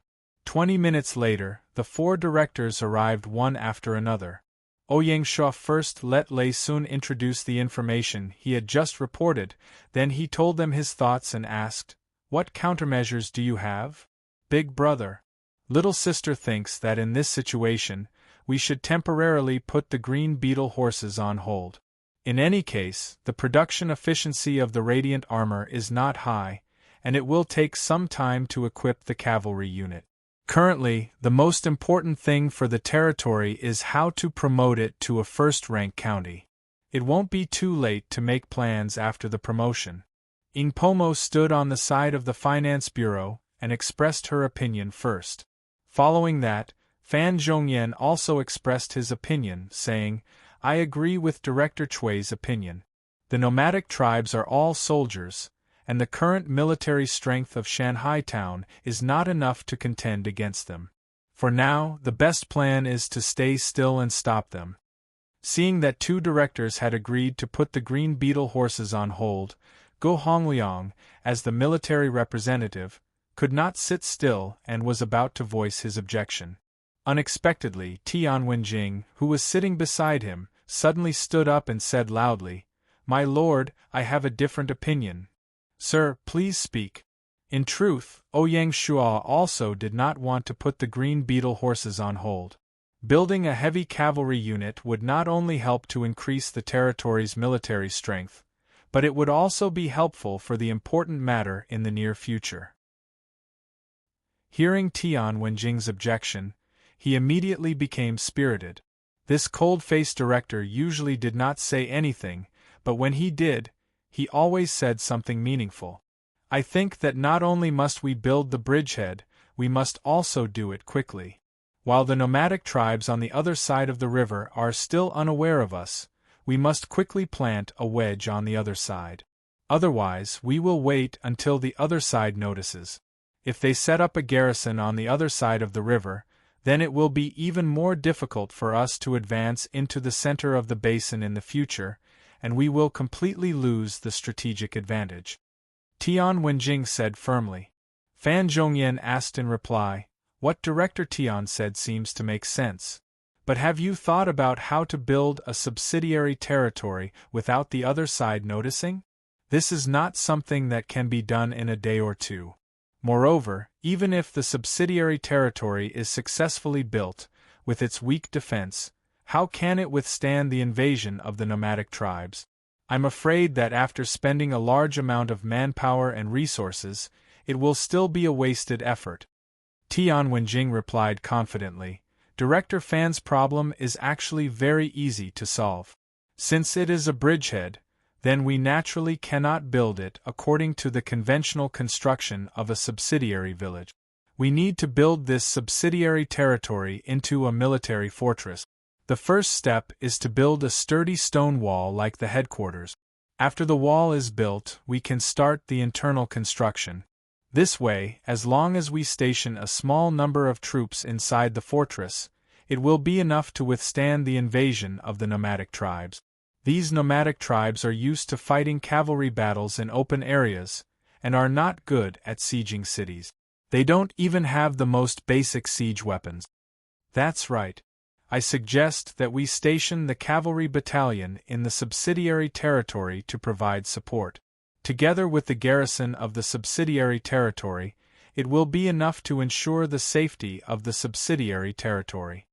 Go Hongliang continued. He did not expect Tian Wenjing to have such a strategic vision. Even as the Director of Military Affairs, he did not think that deeply. Just now, he only subconsciously felt that he should speak out against it, otherwise he would miss a good opportunity. As for the specific operation, he did not have a complete idea. Now, Tian Wenjing had given a perfect solution. Inyu was not proficient in military affairs, so she did not speak up. After Fan Zhongyan, who had spoken out against it, listened to Tian Wenjing's explanation, he seemed to be thinking about it, which was a tacit agreement. Since the four directors had reached an agreement, Ouyang Shuo no longer hesitated. He said, Very well, we will follow what Director Tian said and start building the third subsidiary territory tomorrow. Chapter 96. After reaching an agreement on the strategy, the next step was to discuss the candidate for the subsidiary territory's chief officer. The third subsidiary territory will be named after Friendship. It will suit the geographical location of the Friendship River, and also show our goodwill. For these nomadic tribes, before we have the ability to subdue them, it is best to be friendly and do business with them. Compared to North Sea Town and Pool Town, the future Friendship Town will be more challenging.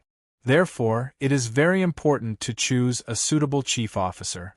This chief officer must be well versed in government affairs, and provide logistical support for the troops stationed there. At the same time, he must have strong adaptability. After all, it is across the river from the headquarters, and the external situation is so serious that the headquarters cannot respond in time every time. Do any of you have a suitable candidate to recommend? Ouyang Shuo asked. This was the first time Ouyang Shuo sought the opinions of the directors on the candidate for the subsidiary territory's chief officer. Previously in North Sea Town and Pool Town, he had acted on his own and made his own decisions. Indeed, this time, Ouyang Shuo did not have a candidate that he liked. Among the four directors, Go Hongliang was the most relaxed. He had only recently joined Shanghai Town and belonged to the military. Naturally, he could not recommend any talent. The other three directors hesitated for a moment. There were pros and cons to this matter of recommendation. If the recommendation was right, it would be a happy ending. However, if the recommended person was useless and made a mistake in the future, the person who recommended would have to bear the responsibility. The finance department was a more professional administrative department, and the various department chief officers were just appointed. It was really difficult to find a person who could take charge of the overall situation. Therefore, Inyu was the first to shake her head, indicating that she had no one to recommend. The Resource Reserve Department was similar to the Finance Department. The allocation of the department chief officers was relatively low, and they were all from grassroots backgrounds. Controlling one department was already their limit, so how could they be the chief officer of a subsidiary territory? The only outstanding one was the Salt Field Director, Shen Jue.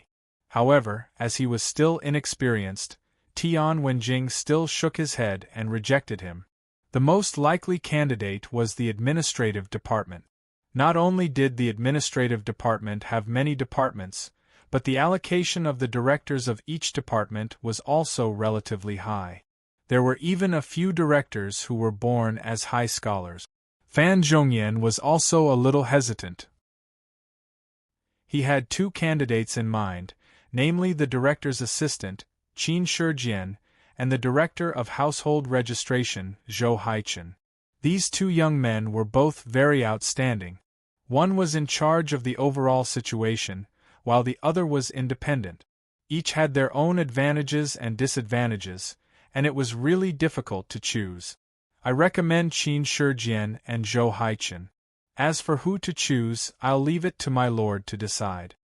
In the end, Fan Zhongyan kicked the ball back to Ouyang Shua. Ouyang Shua nodded.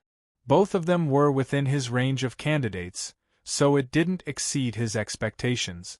However, in this case, he still had to make the decision himself. In fact, he also knew that between the two of them, Fan Zhongyan might not necessarily have no preference. It was just that this kind of personnel arrangement was too sensitive, and Fan Zhongyan couldn't interfere too deeply, so he played Tai Chi with him. And you saw that Ouyang Shua was in a dilemma and snickered. Ouyang Shua glared at her and said, "I'll choose Zhou Haichen." Du Quan, the former Assistant Director General of the Department of Household Registration, was promoted to Director General to replace the vacancy left by Zhou Haichen.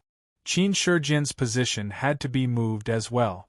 After being the assistant to the director for so long, it was time for him to gain some experience in the department office.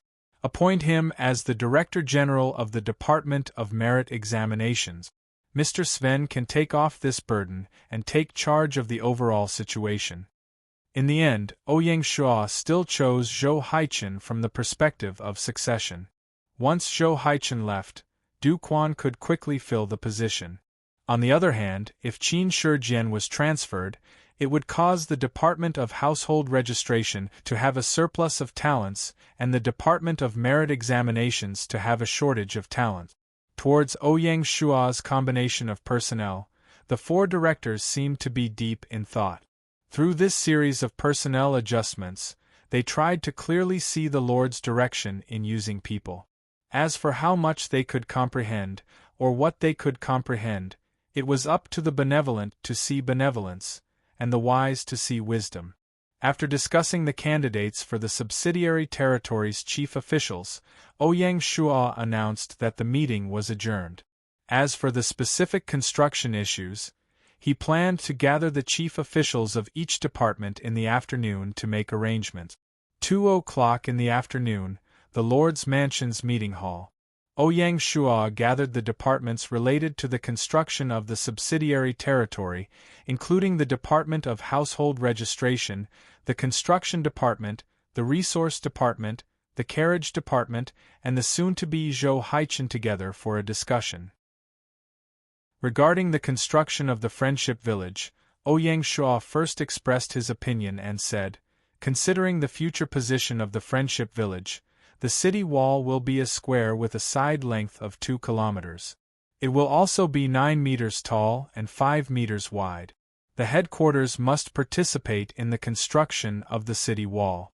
The construction department must increase the manpower and strive to build the city wall within a week. Otherwise, there will be changes if we delay."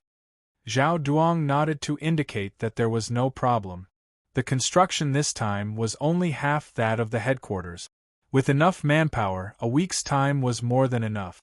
The most difficult part would probably be transporting the stones across the river. The residents that will be sent to the Friendship Village this time must also be carefully selected. The ordinary residents are mainly herdsmen. The future military horse farm will be built in the Friendship Village, so we need to prepare in advance. In terms of skilled personnel, we need to specifically select some mid-level and above-skilled personnel, such as blacksmiths and merchants. Ouyang Shua continued. Du Quan, the newly appointed head of the census department, nodded to indicate that he understood. He asked cautiously, "Sir, how many residents will be sent to the Friendship Village this time?" "Let's control the population of a third-rank village with 1,000 people. Among this batch of people, we need to select 200 people to form the Friendship Village Garrison Squadron. You need to coordinate with the military regarding this," Ouyang Shua instructed. "Understood." Ouyang Shua looked at Du Xiaolan and said, "The resource department must make preparations in advance to trade with the nomadic tribes. Set up a specialized market in the Friendship Village. Strategic resources such as salt and pig iron must be sold through the official channels. Strictly control the amount of goods sold." Understood. The horse and carriage department will complete the transportation work on both sides of the Friendship River. There will be a large amount of resources to be transported across the river, especially the stones. We need to organize it carefully, Ouyang Shua said to Jing Shanpao. "Understood, I guarantee that the mission will be completed," Jing Shanpao said loudly. "All right, all of you go and prepare. You will only have one afternoon. Tomorrow morning we will officially set up the subsidiary territory on the other side of the river," Ouyang Shua said finally. "Understood." After the meeting, Ouyang Shua called Zhou Haichen to his office alone.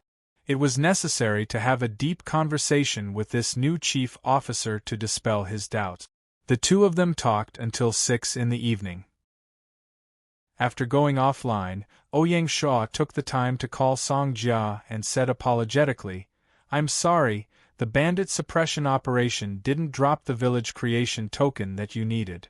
On the other end of the phone, Song Jia smiled sweetly and said, "Idiot, what's there to be sorry about? This was a matter of luck, you can't force it." Ouyang Shua nodded and said, "Actually, there's another way. I just don't know if your big brother is willing to give it a try." "What is it?" Song Jia asked curiously. "Think about it. Your family's goal is to have your own territory, right?" "Of course. Otherwise, why would we need the village creation token?" Song Jia said coquettishly. Ouyang Shua laughed and said, "Let me finish." "All right, go on. If you want a territory, apart from building it yourself with the village creation token, you can also ask other Lord-level players to transfer their territory to you. That way, not only will you achieve your goal, but you will also get a territory that has already been built. This makes up for the fact that you entered the game late and won't be too far behind the Lord-level players," Ouyang Shua said with a smile. In his previous life, the mid-sized factions that entered the game after obtaining insider information also had this kind of thinking. Since they wanted to build a territory, they would naturally think of getting a village creation token first. However, they had never thought that there was actually a way to transfer it. Firstly, they weren't familiar with the game settings, and some people didn't know about the transfer of territory. Secondly, those who knew insider information subconsciously believed that the other Lord-level players also knew about it, so they naturally weren't willing to transfer the territory that they had painstakingly built. Until one day, a genius player named Silent Knight came up with such an idea. In an instant, the other factions followed suit. They used credits that were about to become useless in real life to purchase the valuable territory of players in the game. Under the attack of money, most of the commoner Lord-level players in the game fell. Just like that, these factions once again dominated the game world. This kind of tragedy was truly heart-wrenching. The lack of information caused these ignorant people to miss out on a chance to turn things around. Ouyang Shua could still remember 1 year later in his previous life, when the truth of the game was revealed, the indignant complaints of the players who had already transferred their territory. It was a pity that this kind of thing was something that one side was willing to suffer. When the players who had transferred their territory received a large amount of credits, they were all ecstatic, thinking that they had hit the jackpot. This was why fate was sometimes so mysterious. You didn't know when it would suddenly make a sharp turn, and catch you off guard. Only those who could grasp fate by the throat were truly strong in this world. Ah, it's true! Song Jia exclaimed. Does this count as me completing the quest? Ouyang Shuo asked jokingly. Song Jia smiled sweetly. You completed the quest more than expected. I'll treat you to a meal next time. I couldn't ask for more.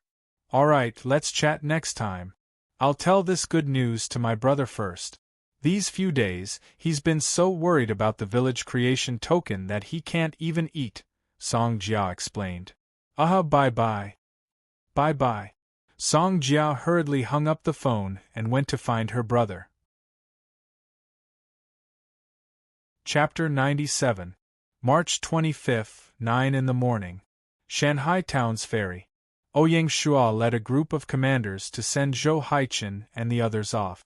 This time, the one the military had sent to the Friendship Village to form a garrison was Hu Yibiao, formerly of the 1st Infantry Squadron.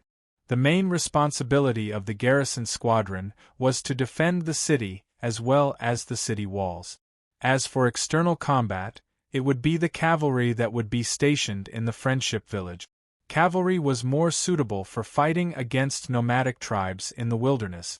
After returning from the ferry, Ouyang Shuo made a trip to the alchemy workshop. Ever since the alchemist Magnus had moved in, Ouyang Shuo had been busy upgrading his territory. He hadn't had the chance to learn more about this alchemy workshop, which was completely different from the East. The citizens of Shanghai Town were naturally extremely curious about this Westerner, Magnus. His golden hair, white skin, and thick hair, coupled with his broken Chinese, were enough to ignite everyone's curiosity. Of course, there were also those who knew that he was a Frankenstein from the West. Ouyang Shuo had specially arranged for the alchemy workshop to be located in the northeast military region, next to the weapons workshop. This was because the alchemist recruited by Shanghai Town wasn't a traditional Chinese Taoist priest, but a pure Western alchemist. Thus, the alchemy workshop was constructed in a Western-style stone hut. It had 2 floors and a basement.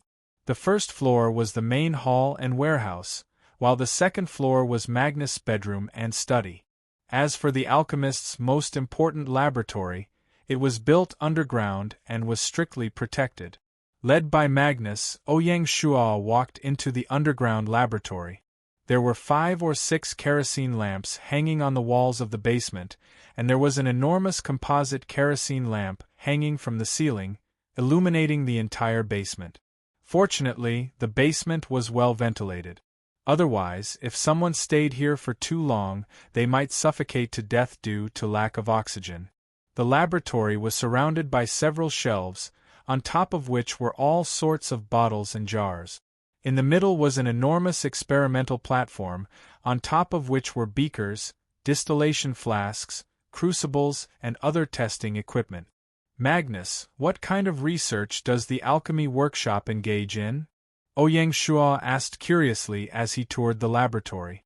The research of an alchemy workshop is mainly focused on distillation and metal extraction, Magnus said in a slightly arrogant manner. He didn't expect the Lord in front of him to understand. As for Ouyang Shuo, who was pretending to look at the various experimental instruments on the test bench, he was even more disdainful. He thought to himself, do you really understand what those instruments are for? Hypocritical Easterners. How could Magnus have imagined that Ouyang Shuo was a modern man? Alchemy, which was incomparably mysterious to him, was nothing much in Ouyang Shuo's eyes. Ouyang Shuo casually picked up a distillation flask and asked with a smile, "The distillation you're referring to, is it the distillation method that uses reflux to separate liquid mixtures with high purity?" Magnus' eyes instantly widened and he said excitedly, "Right, that's the method." "Oh God! My lord, I admire your wisdom." Needless to say, this Westerner was very straightforward. Once he realized that the other party really understood, he immediately changed his attitude and praised him. "Since that's the case, Magnus, if you have the time, you can make a trip to the winemaking workshop and make some improvements to their distillation technique.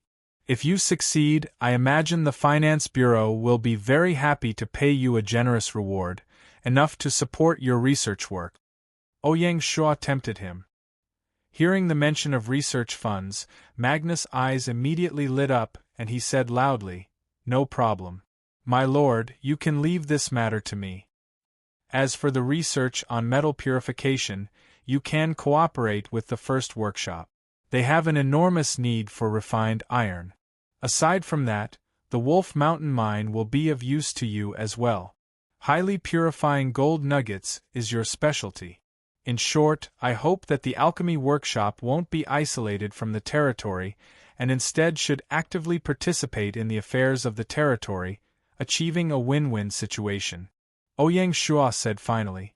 Magnus had long ago put aside his prejudices and arrogance, and he said respectfully, "My lord, your wisdom is as deep as the ocean. I, Magnus, will definitely listen to your suggestions." "Good." Before leaving, Ouyang Shuo withdrew from his storage pouch that pair of boar tusks he had acquired a long time ago. Laughing, he said, "Do you have a way to refine these tusks into ornaments?" Magnus accepted the boar tusks and said cautiously, "I can give it a try." "All right. I'll wait for your good news." As he spoke, he turned and left the workshop. After leaving the workshop, Ouyang Shuo made a trip to the marketplace. He steeled his heart and spent 500 gold coins to purchase a high-grade shipyard blueprint. Ever since he had acquired the Mengchong warship building technique manual, he had been impatient to build a Mengchong warship. But as a mid-grade warship, the Mengchong warship could only be built by a high-grade shipyard. There was nothing he could do. For the sake of establishing a powerful naval fleet as soon as possible, Ouyang Shuo had no choice but to take out a large sum of money from his limited budget to upgrade the shipyard. After returning to the Lord's mansion, he saw Qing and Gu Sanyang whispering to each other. Gu Sanyang had a rather dispirited look on her face, and Qing was consoling her. Ouyang Shuo asked curiously, "What are you talking about? You're being so mysterious." Gu Sanyang was silent to the side. Qing mumbled, "Didn't Big Brother promise to let Big Sister Gu manage the restaurant? But according to the construction company's pricing, the restaurant is very expensive. In addition to the subsequent recruitment of workers and the purchase of raw materials, the startup capital alone will be 30 gold coins. In addition, the restaurant's future is uncertain.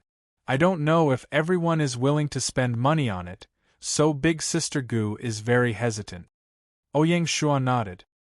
He looked at Gu Sanyang and asked, "Is it as Qing said?" "My lord, this lowly woman is indeed somewhat worried. In addition to the lack of financial resources, I'm afraid I'll have to disappoint your expectations. This lowly woman will continue to stay in the Lord's mansion and take care of everyone's daily needs," Gu Sanyang said, resigned to her fate. Ouyang Shuo waved his hand and said, "Sanyang, you're treating me like an outsider. If you have any difficulties, you can come to me directly. There's no need for such a long sigh. The promise I made earlier naturally wasn't without purpose. This startup capital will be paid by me. I'll shamelessly use this capital to buy half of the restaurant's shares. What do you think?" Gu Sanyang was immediately overjoyed. She stammered, "No, no, no. This lowly woman is already satisfied with just one share. I don't dare to ask for too much." "Sanyang, you don't need to decline. I didn't mean to give in to you. If you want to run the restaurant well, the startup capital will only play a leading role. The follow-up work of recruiting workers, decorating the restaurant, researching new dishes, and other important tasks will all be handled by you, the future manager. To be honest, half of the shares is already taking advantage of you," Ouyang Shuo explained. Before Gu Sanyang could say anything, Qing couldn't help but clap her hands and giggle. Big Sister doesn't need to be polite with Big Brother. He recently plundered a large sum of money from the bandits. Ouyang Shuo glared at Qing and continued, "Of course, I won't keep half of the restaurant's shares for myself. I'll leave 3 shares for in you and the remaining 2 for Ching. Just think of it as the pocket money that I, the big brother, have left for the 2 sisters. Ah! Ching didn't expect to receive such a benefit. The little miser immediately hugged Ouyang Shua's arm and sweetly said, "Big brother, you're so good. You know how to dote on Ching hee. Ouyang Shua rubbed her little head and said with a smile, "It's good that you know. You can't be too naughty." Seeing this scene, Gu Sanyang felt at ease and said with a smile, "This lowly woman thanks you for your support. Please give the restaurant a name." Ouyang Shua pondered for a moment and nodded. I think we should call it Sangha Restaurant. Not only does it reveal your identity as the manager, but it also conveys the meaning of coming back. It's just right for the restaurant. Good. That's a good name. Ching who had just received some benefits, cheered. Gu Sanyang was also very satisfied with the restaurant's name. Many thanks for the name, sir. There's one more thing I need to report to you. If this lowly woman manages the restaurant, who will take over the Lord's Mansion's kitchen? Sanyang doesn't need to worry. After the official residence is built, apart from me, Ching and a few other sisters, everyone else in the Lord's Mansion will have to go home to eat. They won't have to take care of the meals of a large group of people like before. Secondly, after the restaurant is built, if we really want to eat, we can go to the restaurant to eat. At that time, Sanyang won't complain that we're eating for free. Ouyang Shua said jokingly. Sir is always welcome to visit. Gu Sanyang said sincerely. As for the successor of the Lord's Mansion's kitchen, I'll leave it to you, Sanyang, to choose. After all, the current territory is no longer like before. There are still many chefs, Ouyang Shua said finally. All right. Gu Sanyang nodded. After the discussion, Ching couldn't wait to find Yu to report the good news. Ouyang Shua didn't care about her and called Zhao Duong to his office to arrange for people to upgrade the shipyard as soon as possible. Zhao Diwang's face was bitter. Recently, this director of construction had been tormented by Ouyang Shua to the point of going crazy. There were construction projects everywhere. They had just finished building the city wall and the moat, and now they had to start upgrading the territory. This was just the beginning, and now they had received the task of building the Friendship Village's city wall. The craftsmen had just set off for the Friendship Village, and now they had to upgrade the shipyard. It was another big project. Even if he had 3 heads and 6 arms, he wouldn't be able to handle it all.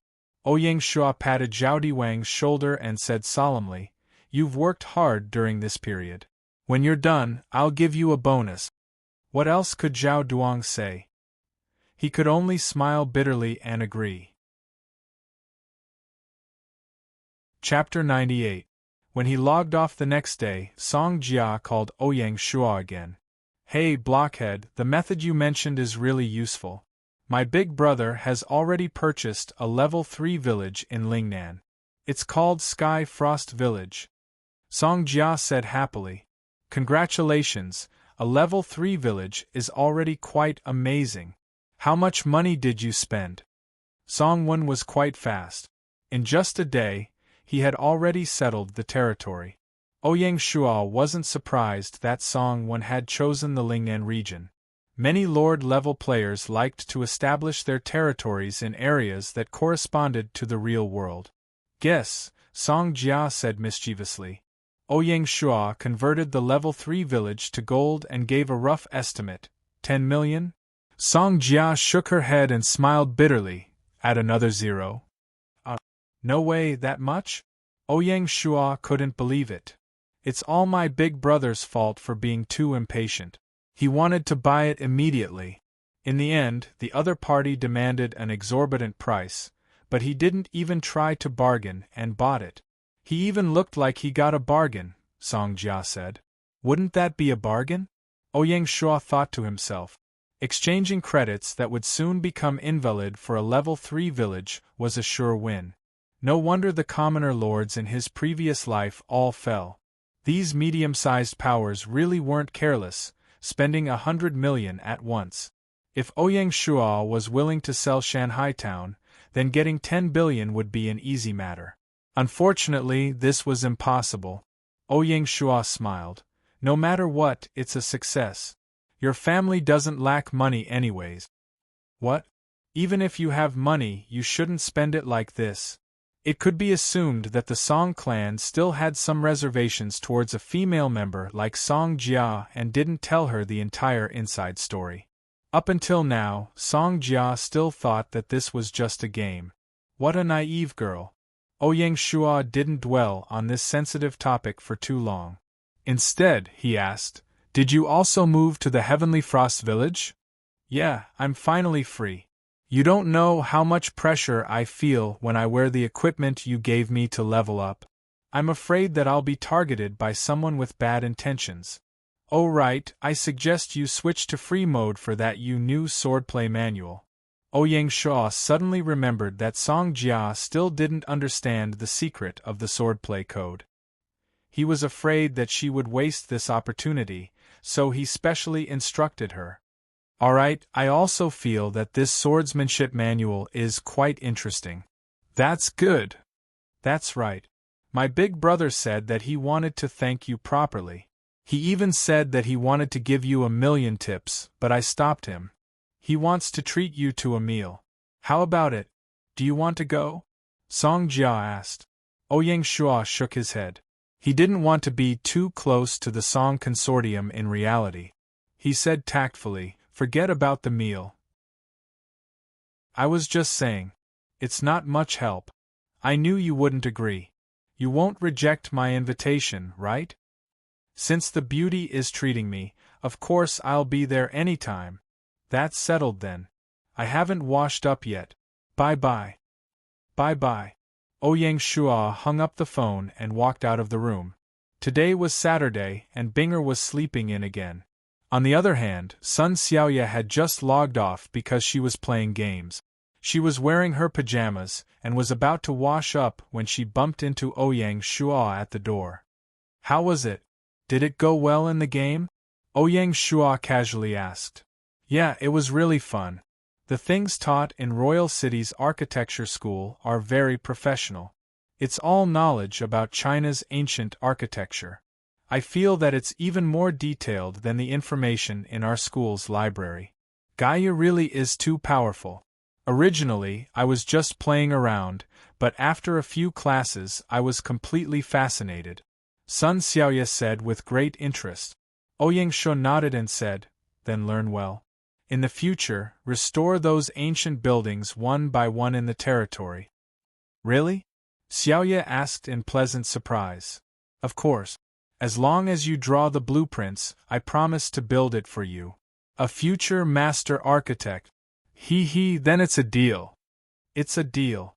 After Sun Xiaoya washed up, Ouyang Shua turned around and walked into Binger's room. This child was really lazy. She clearly slept at 9:30 last night. What a lazy little pig. The little girl slept sweetly. The pocket-sized Snow was lying in Binger's arms, looking extremely cute. As a top artificial intelligence pet, Snow was much more vigilant than Binger. She woke up the moment Ouyang Shua entered. After spending some time together, Snow and Ouyang Shua were already very familiar with each other. She flew lightly into Ouyang Shua's palm. Ouyang Shua used his thumb to rub Snow's little face and asked with a smile, "Snow, do you think your little master is a lazy little pig?"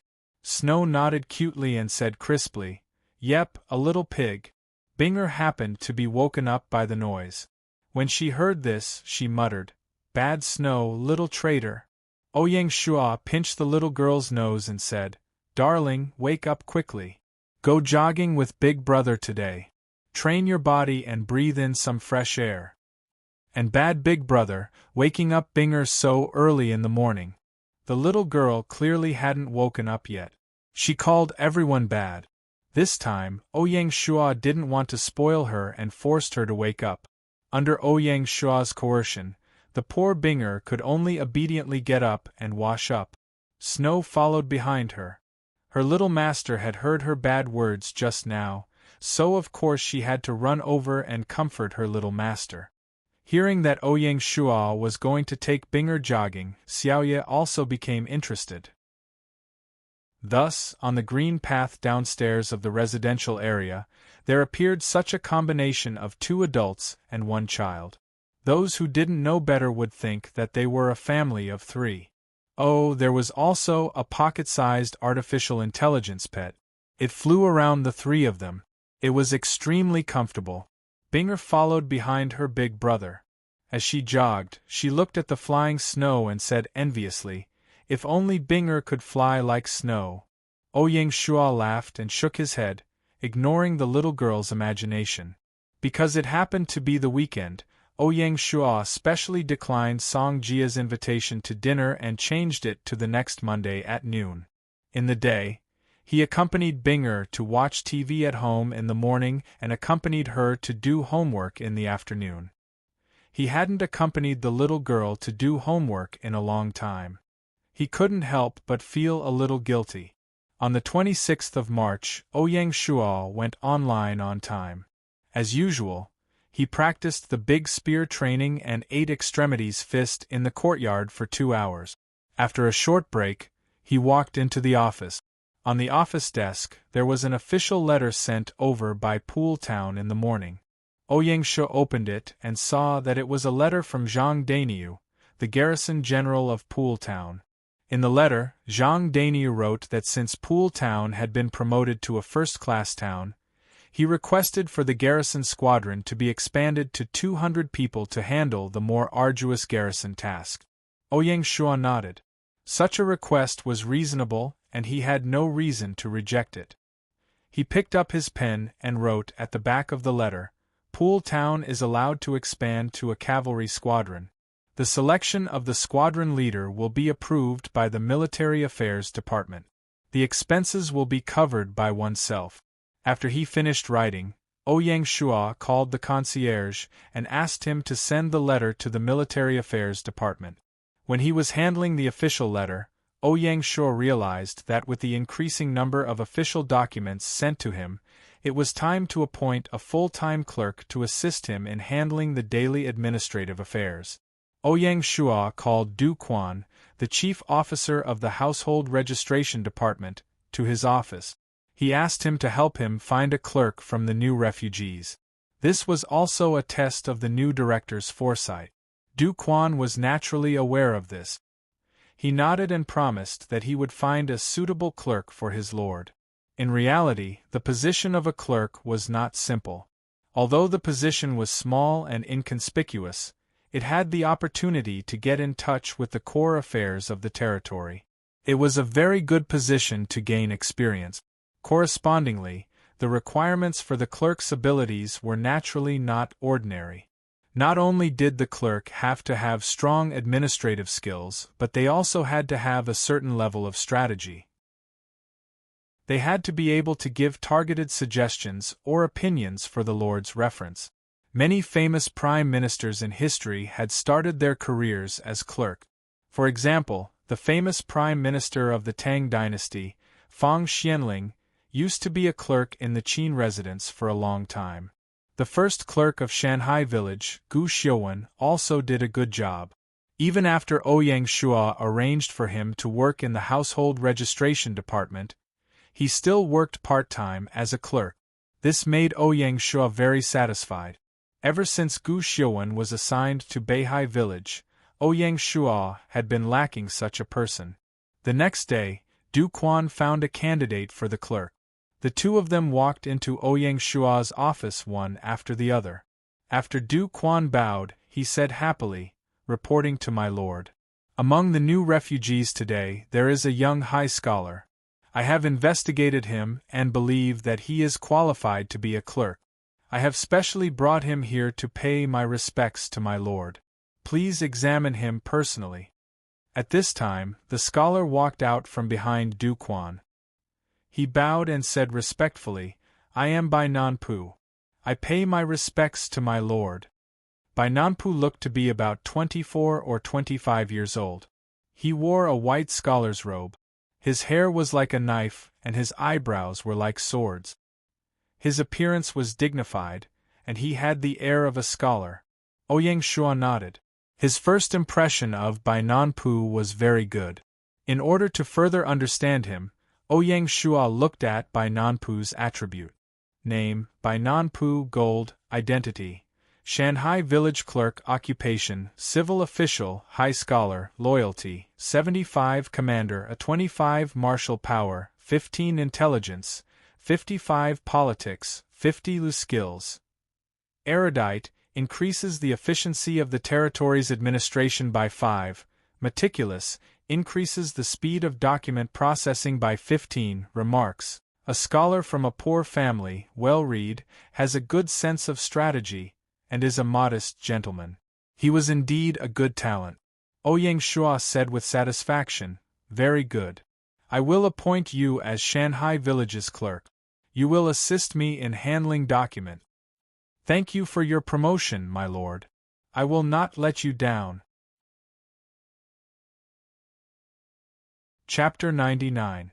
For the next 3 days, the territory was calm and peaceful. Seeing that the first system auction was approaching, Ouyang Shua began to gather the territory's funds. On March 29, Shanghai town sold sea salt for the second time. The Northern Sunset Salt Works had been expanded twice since the last time. On February 16, the third phase of the salt works was built, expanding to 2,000 mu. On March 3, the fourth phase of the salt works was built, expanding to 5,000 mu. Based on the average monthly output of 500 units of sea salt per mu, after deducting the time taken to build the salt pans, the Northern Sunset Salt Works produced an astonishing 3.5 million units of sea salt.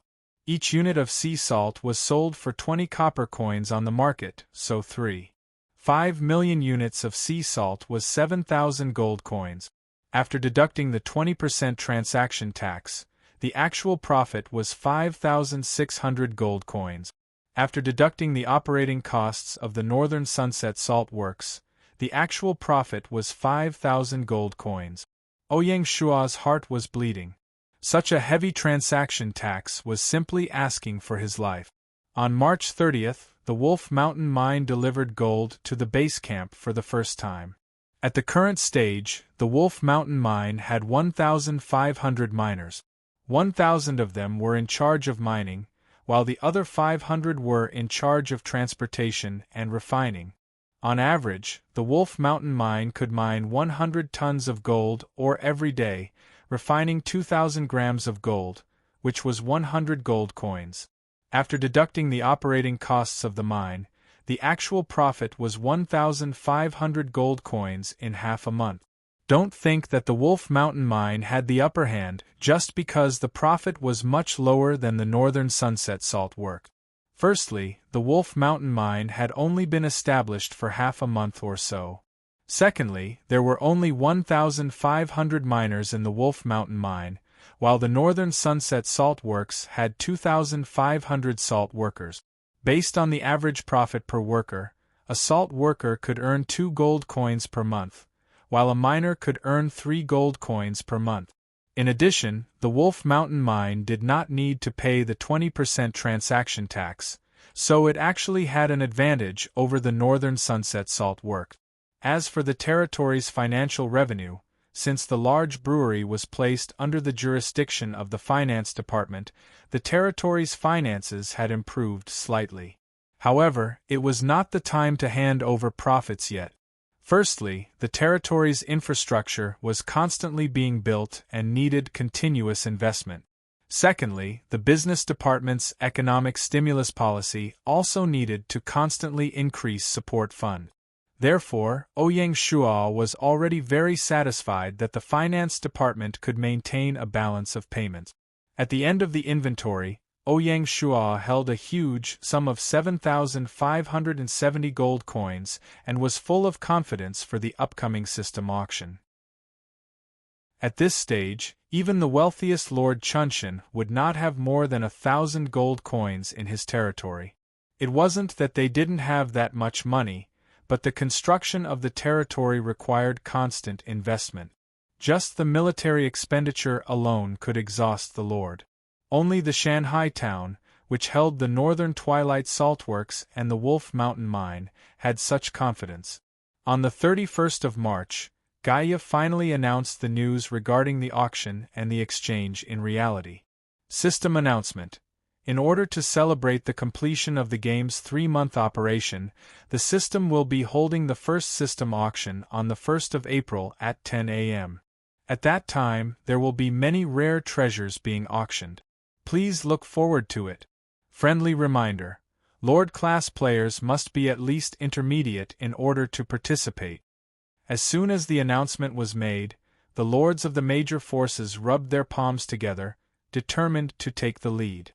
They kept urging their subordinates to use the last day to buy as many game coins as possible at all costs. Handan Town.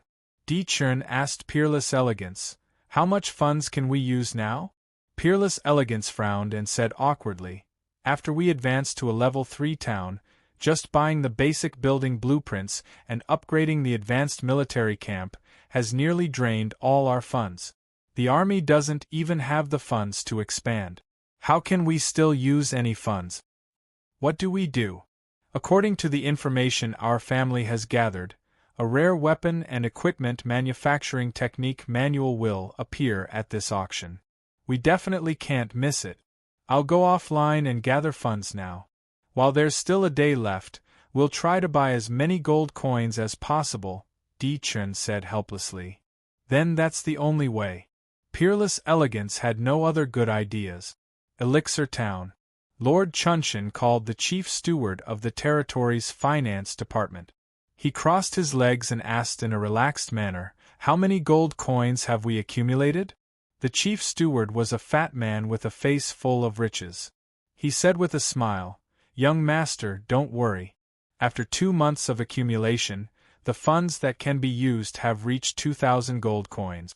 I believe no one can match that." Lord Chunshin nodded in satisfaction and said, Looks like we were right to hold back from advancing to a level 3 town. Ever since the family found out about the auction, we've been preparing for 2 whole months. It's finally time to reap the fruits of victory." That idiot Di Chern must be regretting his decision to advance to a level 3 town in such a high-profile manner. Haha. Young master is wise. The chief steward said flatteringly. Swordsman Town. Feng Qingyang looked at his little sister and asked unwillingly, "Little sister, is there really no other way?" Feng Qingyue said crisply, "Big brother, although we've successfully harvested a large amount of funds through the Azure Sun Sword sect, these funds have already been used to purchase secret manuals. We can only give up on tomorrow's auction. We can only blame our family for being too ill-informed. We didn't even find out about such an important inside story." Feng Qingyue was also somewhat unwilling. She originally had over 1,000 gold coins in her hands, but because of the ill-informed, she had used it in the wrong place. "Then, why don't we sell these secret manuals first and get the funds to deal with tomorrow's auction?" Feng Qingyang asked tentatively. "Absolutely not. Selling the secret manuals back to the market will require a 20% transaction tax. It's not worth it." Feng Qingyue flatly refused. "All right, I'll listen to you." Feng Qingyang could only accept his fate in the end. Overlord Town. Xiongba sat in the middle and asked anxiously, "How is it? Did you negotiate with Wandering Huan?" Sitting opposite Xiongba was an old man in his 50s. He had a shrewd look on his face as he nodded and said, "Young master, don't worry. The negotiations went smoothly. Wandering Huan has already agreed to lend us all their funds. The condition is that Fallen Leaves Town will have the priority to purchase the equipment after we use the technique manual to manufacture it." "Good, as expected of my good brother. Wandering is still reliable at crucial times. How about this? We can't treat him badly. Tell him that once we manufacture the equipment, we'll give 100 sets to Fallen Leaves Town for free." Xiongba said happily. As expected of an old fox, he actually thought of such a method to raise funds. "Young master is wise," the old man said respectfully. Haha, if you want to achieve hegemony, you must have this bit of magnanimity, Xiongba said proudly. Spirit Rhino Town. Green, red, purple, and white gathered again. Big sister, what strategy should we adopt for tomorrow's auction? Violet asked. Bai Hua shook his head and said, We only have less than 600 gold coins. We can only adapt to the situation when the time comes. That's right. Tomorrow, we'll focus on 1 or 2 unpopular items and strive to get them in one fell swoop. As for the popular items, let those big forces fight for them. We won't join in the fun, Cyan E suggested. Yes, fourth sister's suggestion is good. Let's do it. Bai Hua made the final decision. Various forces surged, and the balance between supply and demand was completely broken. Game coins rose in response. From the original exchange rate of 1 copper coin to 2 credits, it continuously rose to 3 credits, 4 credits, and 5 credit. In the end, it actually rose to 1 copper coin to 10 credit. In other words, 1 gold coin could be exchanged for 100,000 credit. If Ouyang Shua were to sell his gold coins, he would immediately be able to obtain more than 700 million credit. It was really crazy. For a period of time, Ouyang Shua couldn't help but wonder if he should take advantage of the high price and sell some of his gold coins. When the exchange rate of game coins fell, he would use credits to buy game coins and earn the difference in the middle. In the end, he resisted the temptation. First, he didn't know what good items would be sold at tomorrow's auction. It was better to save up some gold coins to be safe. Second, this kind of reverse operation would consume a lot of his energy. In general, it wasn't worth it. System announcement. In order to regulate the exchange between game coins and real-world credits and protect the legal rights of players, the system will officially open the currency exchange platform at 2 p.m. on April 1st. At that time, players can trade game coins with each other through the exchange platform at any time. The system will take a 2% processing fee. Although the opening of the exchange platform wasn't like other games, where players could directly exchange credits for game coins, it also indirectly expanded the trading range of game coins. The players of the big forces could use the advantage of the platform to easily absorb the game coins in the hands of players. Ouyang Shua knew that the big forces had originally thought that they could directly exchange credits for game coins.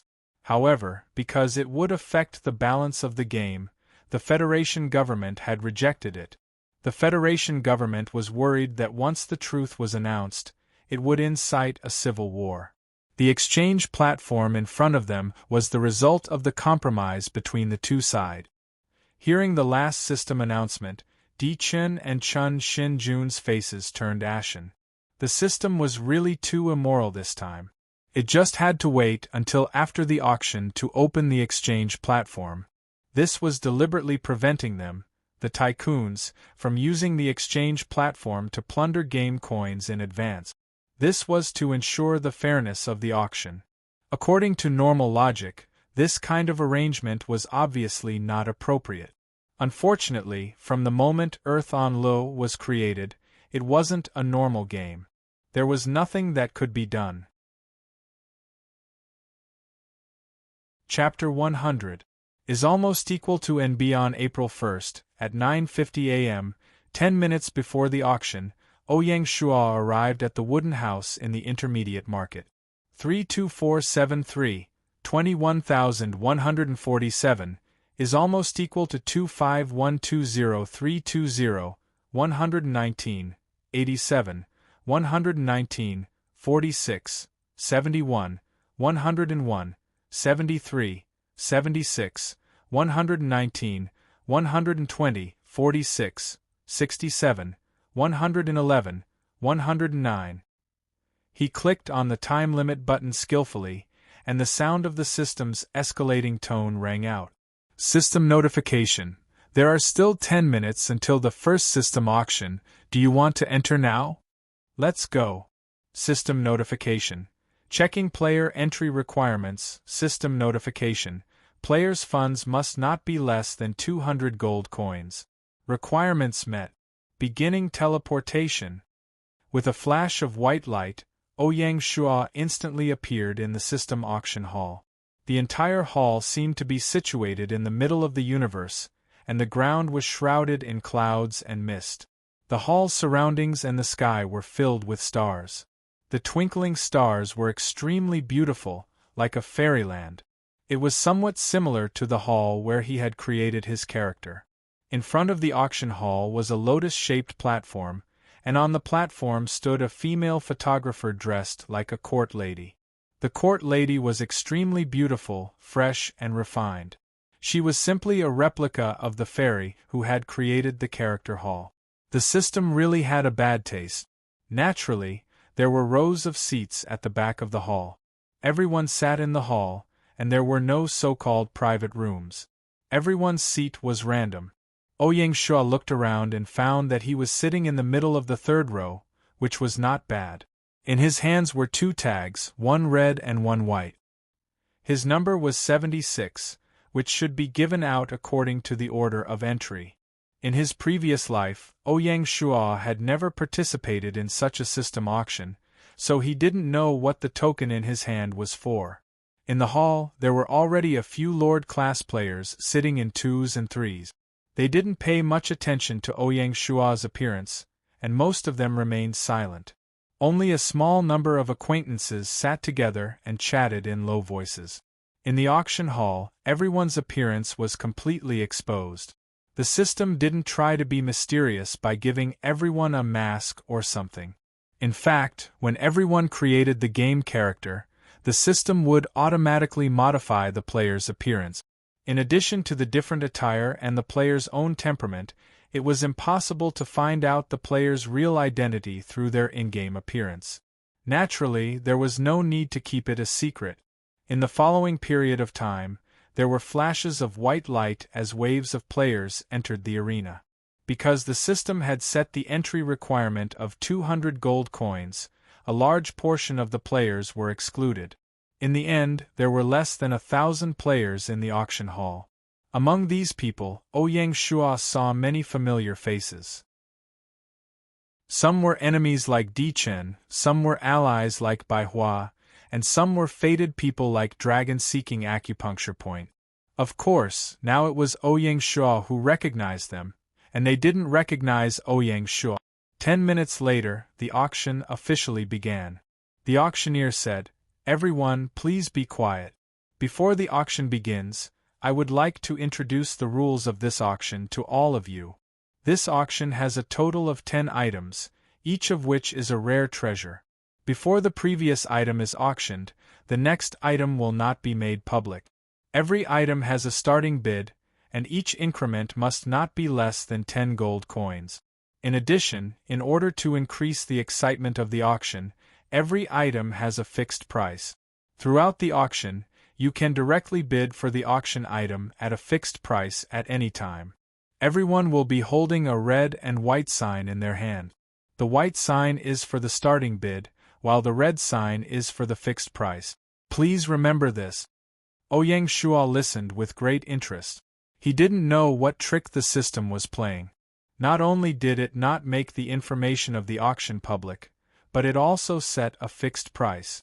This kind of auction rules was a huge challenge to the player's intelligence. The game was too complicated and too interesting. Sure enough, after the auctioneer finished reading the rules, the audience began to discuss. Everyone felt a headache coming on. The players had limited funds. Being able to obtain one item was already a success. However, what if the next item was something they wanted even more? Wouldn't that be a pity? What if they were too greedy and didn't bid early, and the price of the next item was too high? They wouldn't be able to obtain it. Wouldn't that be even worse? They would be stuck between a rock and a hard place. The auctioneer didn't care about everyone's discussion. She directly announced, "Now, let's start bidding for the first item." In an instant, a token appeared in her hand. She said, "This is a general class change token. It can change a soldier of any rank to a junior general. The starting bid is 100 gold coins, and the fixed price is 500 gold coins. The system was truly extraordinary. The first item was already such a rare item. A general class change token was much more valuable than a civil officer class change token. This was especially true for territories that didn't have the ability to upgrade to a high-level military camp. The system's fixed price was also quite interesting. 500 gold coins was just the right amount to upgrade to a high-level military camp. Anything over 500 gold coins was naturally out of the question. Ouyang Shua didn't have much need for this thing. Most of the bidders were small to medium-sized territories. 110 gold coins. Someone began to call out a bid. 120 gold coins. 170 gold coins, 220 gold coins. After the price exceeded 200 gold coins, everyone became more cautious. They began to weigh the pros and cons. After some hesitation, the token was successfully won by a player for 240 gold coins. The auctioneer began to reveal the second item. She was holding a book in her hand. She said, "The second item is the Tang Knife Forging Technique Manual. The starting bid is 200 gold coins, and the fixed price is 1,000 gold coins. Everyone, please make your bids." Ouyang Shua was shocked. This was a good item. It could be used together with the radiant armor. The others naturally knew what was good. No matter what it was, as long as it was related to weapons and equipment, it was a good item. Thus, Ouyang Shua didn't make a move. He didn't rush to call out a bid. He wanted to observe first. 210 gold coins. Someone began to call out a bid. 240 gold coins. 320 gold coins. This time, the bidding was much more intense than the first item. It didn't take long for it to reach 400 gold coins. 600 gold coins. This time, it was Xiongba who called out a bid. He raised the price by 200 gold coins, instantly intimidating the other players. It wasn't that the other major powers didn't have the ability to compete. It was just that this was only the second item. They didn't want to fight too fiercely, so they all gave up. Xiongba was secretly pleased. His strategy was indeed effective. Just when he thought that victory was in his grasp, Ouyang Shua expressionlessly raised the white card in his hand and said, 650 gold coins. The surrounding people were shocked. Xiongba was a famous gamer, so many people knew him, especially the representatives of the major powers. They were all very familiar with each other. They originally thought that they would be the main characters in this auction. Who would have thought that someone would appear out of nowhere? Xiongba's eyes narrowed. He looked at Ouyang Shua and asked uncertainly, "Is it Brother Wui?" Ouyang Shua had long since prepared himself to be seen through. At this stage, apart from the major powers, the most likely person to have such wealth was him. He nodded and said, "Yes, it's me. Greetings, Brother Xiongba." "Haha, since it's brother, then I'll directly give up." Xiongba laughed, as if he didn't care at all about his previous mistake. He was indeed an old fox. It was obvious that he didn't have the confidence to fight Ouyang Shua, but he made it sound like he was doing him a favor. As the saying goes, if people respect me, I will respect them tenfold. Ouyang Shua naturally wasn't someone who didn't know what was good for him. Since Xiongba had expressed his goodwill, he naturally accepted it. He smiled and said, "Then this little brother will thank you in advance." The two of them talked as if there was no one else around. The surrounding players were in an uproar. Today, the most mysterious lord of the China region finally revealed his true identity. Even Di Chun and Lord Chunshin couldn't help but turn around and look at him. The group of people stared at Ouyang Shua as if he was a monster. Ouyang Shua himself didn't move. Towards the greetings of the people around him, he only nodded politely and didn't want to talk. Fortunately, the auctioneer helped him out by saying, 650 gold coins going once, 650 gold coins going twice, 650 gold coins going thrice. Congratulations to number 76 for successfully winning the second auction item. In the instant that the auctioneer announced, the Tang Dao Forging Technique manual appeared in Ouyang Shua's storage bag. Now for the third auction item. This time, a pearl appeared in the auctioneer's hand. She continued, "The third auction item is a wood spirit pearl. Its effect is to increase the output of the territory's crops by 15%. The starting price is 100 gold coins, and the buyout price is 500 gold coins. This was another good item. It had the same effect as the territory's characteristic scroll. Don't look down on 10% of the output. When the territory expanded in the future, it would become a huge sum of money. It was definitely worth it." Ouyang Shua was hesitant about whether or not he should intervene. His main goal in participating in this auction was to obtain the weapon and equipment manual. The other items weren't necessary. Although he had sufficient funds, he didn't want to expose too much of his financial strength. While Ouyang Shua was hesitating, the price of the wood spirit pearl had already reached a high price of 400 gold coins. Ouyang Shua raised his head and saw that the last bidder was Bai Hua. Since he was his ally, it wouldn't be good for him to make a move. In the end, Bai Hua successfully obtained the wood spirit pearl at the price of 400 gold coins. Bai Hua's strategy was undoubtedly successful. She knew that her funds were limited and that she couldn't compete with the major powers. The major powers' goal was the same as Ouyang Shua's. They were all aiming for the weapon and equipment manual. They naturally weren't willing to waste their precious funds on the wood spirit pearl. Font. Chapter 101. After the first three items were auctioned, Di Chen and Lord Chunshan had yet to make a move.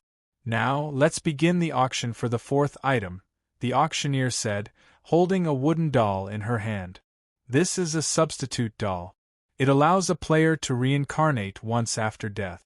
The starting bid is 100 gold. The buyout price is 500 gold. Please place your bids." The players below the stage were baffled. Why would the system bring out such an item that did not have much use? At the current stage of the game, players would only lose one level after death. Why would they need a substitute doll? It was a waste of a treasure.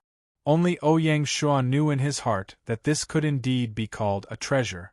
After a year, when players around the world were online, the system would adjust the death penalty. When players died, their levels would be reset to 0, and all their items would be dropped.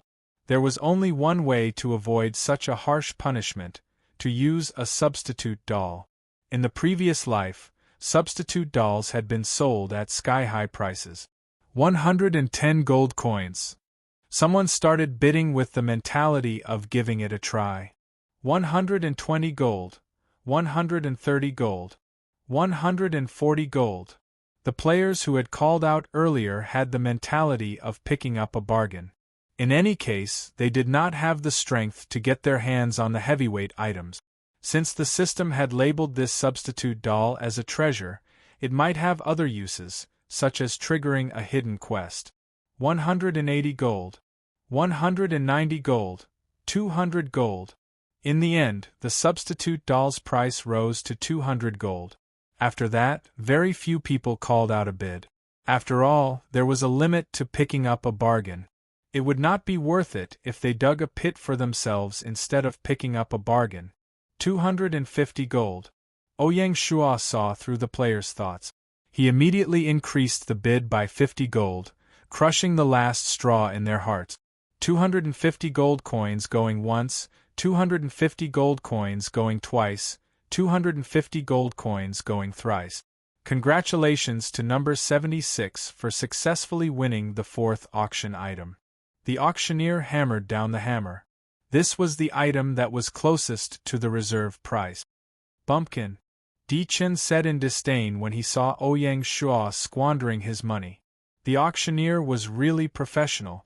After one item was auctioned, she immediately introduced the next item.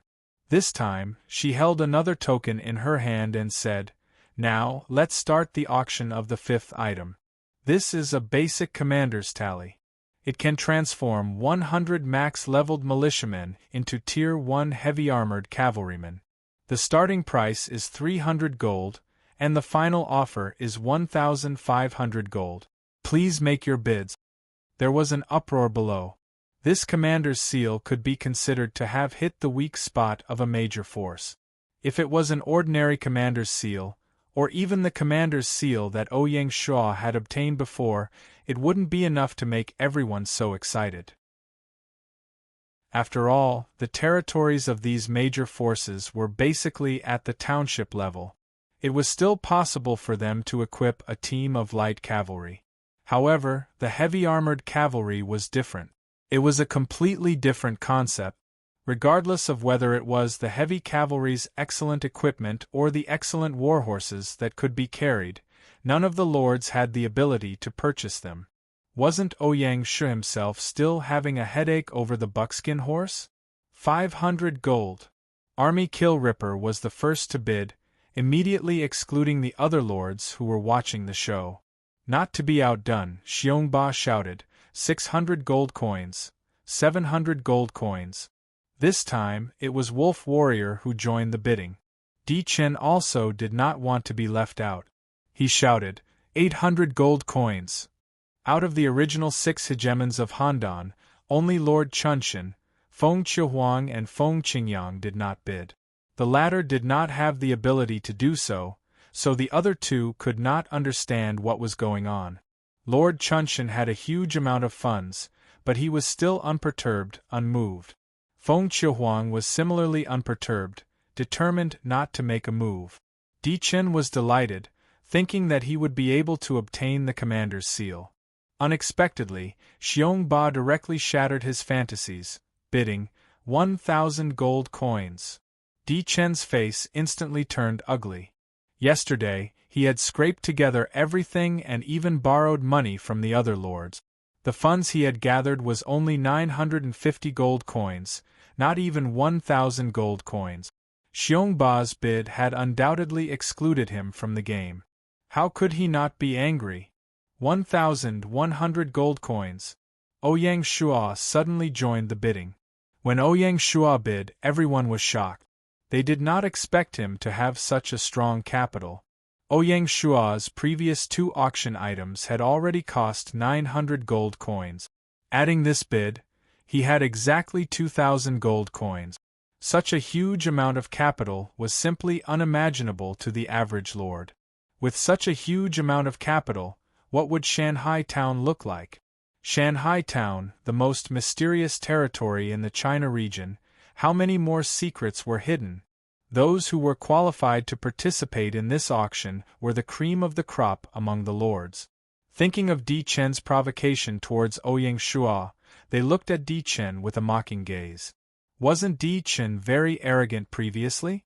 Now you can't even take out 1,000 gold coins, and you still have the cheek to look down on Ouyang Shua. What a joke! Di Chen felt the malicious gazes from the surrounding players, and his face turned as black as charcoal. He hated Ouyang Shua even more and wanted to eat him up. In his heart, he thought viciously, "You damned country bumpkin, I, Di Chen, will definitely teach you a lesson." 1,200 gold coins. Unexpectedly, Xiongba still did not intend to let go.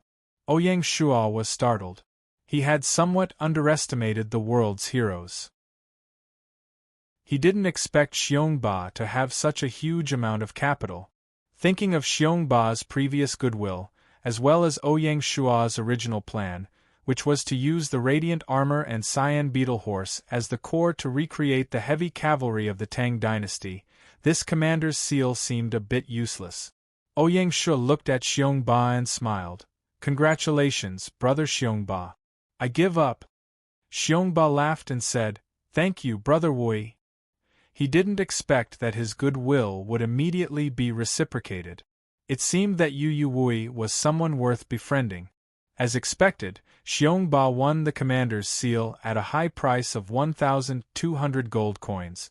It was also the most expensive item in the auction so far. Xiongba was happy, but at the same time, he felt a bit bitter. He had borrowed the funds of his ally, Wandering Fantasy, to buy weapons and equipment blueprints. Now, he had used it to buy a commander's seal. When he returned, he would have to give a good explanation. He couldn't let this cause animosity between them. After the first half of the auction ended, the auctioneer announced a half-hour break. Taking advantage of the break, Ouyang Shuo found Bai Hua and prepared to greet her. This was the first time the two had met since they had formed an alliance. It was a bit strange. When Bai Hua saw Ouyang Shuo, she took the initiative to extend her right hand and said with a smile, "Hearing about you is not as good as meeting you in person." Ouyang Shuo politely shook Bai Hua's hand and said, "I have long admired Lord Bai Hua's name. Today I have seen your true face. You are as beautiful as a painting, graceful and elegant. I didn't think that the mysterious Yu Wui was also a playboy." Bai Hua teased. Ouyang Shuo shook his head and said seriously, "A fair and graceful lady is a gentleman's desire." Bai Hua smiled sweetly. At that moment, her beauty stunned Ouyang Shuo. No wonder she was ranked third in the China region. Her charm was extraordinary. This simple conversation had instantly closed the distance between the two. Bai Hua was no longer as polite as before. She said with a smile, "I still haven't congratulated you for successfully winning 2 items. You are indeed rich." "Same to you, same to you." Ouyang Shuo also admired Bai Hua's strategy. Bai Hua was also very satisfied with her harvest this time. However, she couldn't help feeling a bit regretful that she wouldn't have the chance to obtain the most important weapon and equipment manufacturing manual. She casually glanced at her ally and said jokingly, "Spirit Rhino Town will have to return empty-handed this time. We will have to rely on Shanghai Town to help us in the future." Ouyang Shuo nodded and said straightforwardly, "What do you mean by help? As an ally, I can guarantee you that as long as Shanghai Town digests the manufacturing manual and forms an industry, we will not be stingy in selling these equipment to Spirit Rhino Town." Bai Hua was overjoyed and sincerely said, "Then this little sister will thank you in advance." Bai Hua didn't know that vigorously developing the military industry and selling weapons and equipment to allies for high profits was Ouyang Shuo's policy. The North Twilight Saltworks scale was limited, and the Wolf Mountain mine would be emptied one day. He wouldn't just sit and eat. The military industry was undoubtedly an excellent opportunity. Not only could it upgrade the territory's industry, but it would also strengthen the military strength of his allies. It could be said to be killing 2 birds with 1 stone. As the two were chatting, 2 male players walked over. When they saw Ouyang Shuo, they excitedly said, "This little brother is dragon-seeking acupoint, Siege Lion." "Greetings, Brother Wui." Ouyang Shuo suddenly understood. So it was these two. During the previous incident with Di Qin, these two were the backbone of Ouyang Shuo's camp. Ouyang Shuo cupped his fists and said with a smile, "So it's you 2 brothers. Wui thanks you for last time." "Brother Wui, you're too polite. You're the leader of us commoner players. Di Qin is just a clown." Siege Lion's temper was a bit straightforward. He didn't pay any attention to Di Qin, who was standing not far away. Ouyang Shuo chatted with these 2 people. These 2 were the best among the commoner lords, so they were naturally knowledgeable. Siege Lion didn't need to be said. On the surface he seemed a bit too straightforward, but he was actually very meticulous. Ouyang Shuo still remembered the analysis post that Siege Lion had posted when the server had just opened. Dragon-seeking acupoint was a well-known professional player and the most famous quest maniac in the China server. His mind was naturally very meticulous. Otherwise, he wouldn't have been able to discover quest clues that others couldn't. Because of time constraints, Ouyang Shuo didn't talk too much. After introducing Bai Hua to the 2 of them, they agreed to discuss the alliance after the auction. Chapter 102. After the intermission, the second half of the auction officially began. The auctioneer took out a scroll and said, "This is a territory-unique scroll. After using it, it will increase the attractiveness of special talents by 5.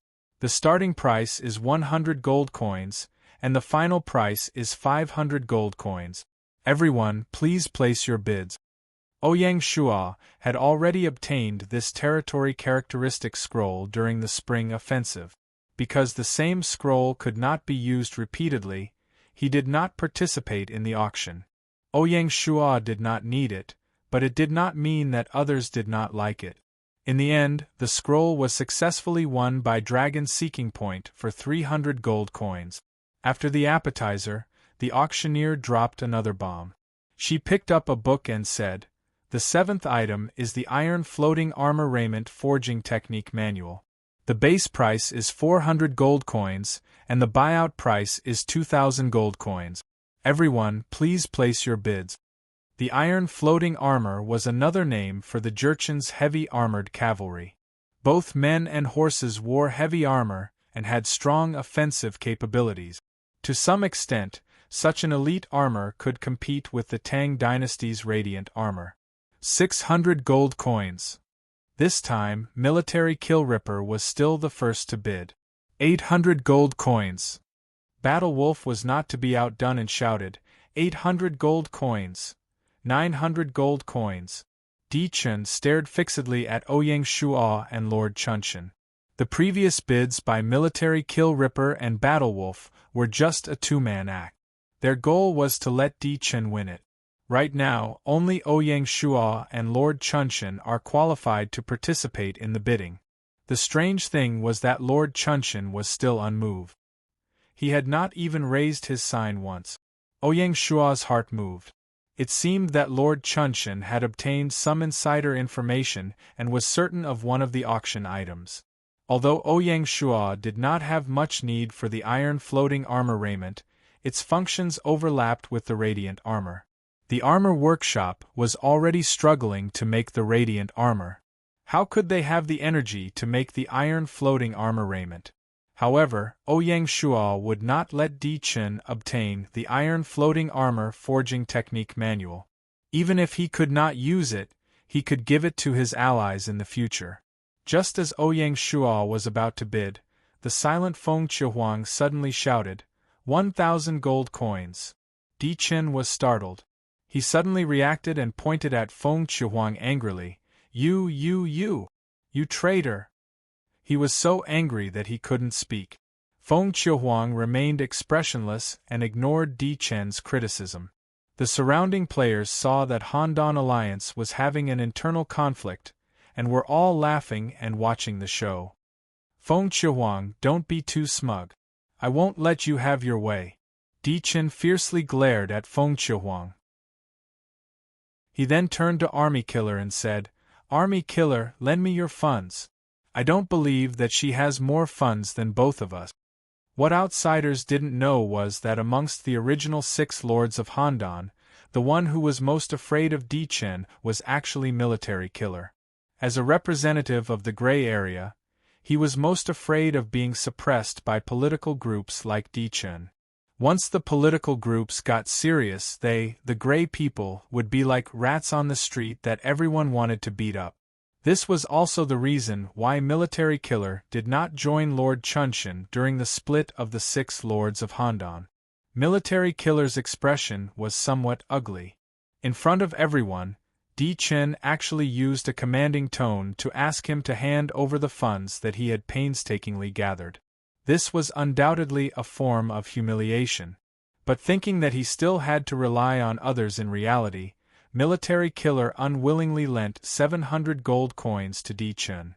1,200 gold coins. After obtaining Military Killer's funds, Di Chen looked at Feng Chihuang provocatively. 1,300 gold coins. Feng Chihuang was still unmoved. 1,400 gold coins. 1,500 gold coins.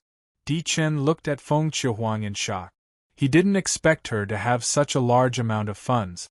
Even with the combined strength of the two of them, they still lost? No, he wasn't willing to give up. He shouted, 1,650 gold coins. This was already all the funds he had on hand. If he could succeed, it would all depend on this. Hearing Di Chen's bid, Feng Chihuang was finally moved. 1,500 gold coins was already her limit. She really wasn't willing to give up. She had already shed all pretense of cordiality, but she still didn't succeed. Just as she was about to give up, a system notification suddenly rang in her ears. System notification. Player Xiyu Wui has mailed you 500 gold coins. Do you accept? Accept. Feng Qiuhuang resisted the urge to look at Xiyu Wui, and calmly shouted, 1,700 gold coins. Damn it, how did this woman get so much funds? Di Chen was exasperated. He turned to the players around him and shouted, which friend is willing to lend me 200 gold coins? Handan Town will definitely reward you handsomely. Needless to say, there really were some speculators who wanted to lend their funds to Di Chen, and use this opportunity to curry favor with Di Chen. Most of the players remained neutral. Helping Di Chen would mean offending Feng Qiuhuang. It was really hard to say whether this deal was worth it or not. Seeing Di Chen's actions, Feng Qiuhuang was very calm. Hu Yuwui mailed her 500 gold coins wasn't without purpose. It was just enough for her to buy it at a critical moment. She wasn't worried that Di Chen would compete with her after borrowing the funds. After all, Di Chen didn't know her background, so he definitely wouldn't dare to make a direct offer.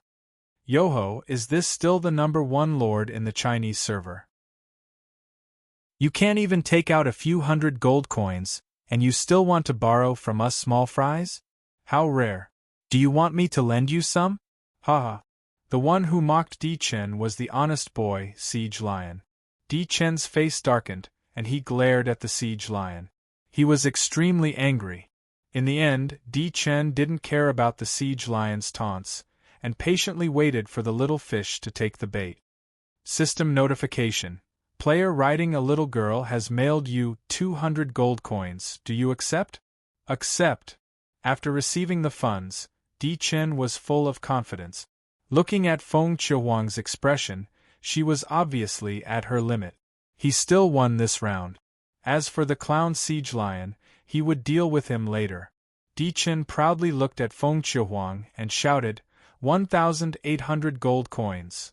Feng Qiuhuang glanced at Di Chen and raised the red card in his hand, saying, fixed price. Ha ha!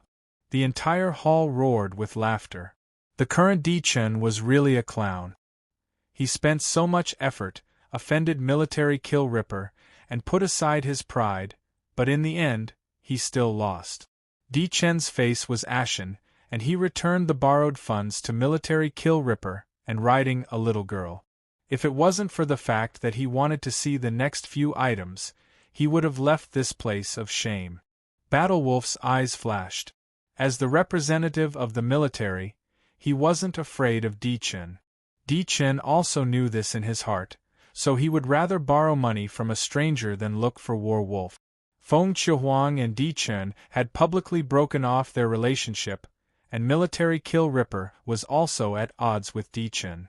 Was there still a need for Handan Alliance to exist? What a headache! As the manipulator behind the scenes, Ouyang Shuao was in a good mood. The reason why he lent the funds to Feng Qiuhuang was because he didn't want Di Chen to get the iron floating armor forging technique manual, and also because Feng Qiuhuang had expressed her goodwill to him several times. Now that there was a chance, he naturally wanted to help her. Now, let's start the auction for the 8th item.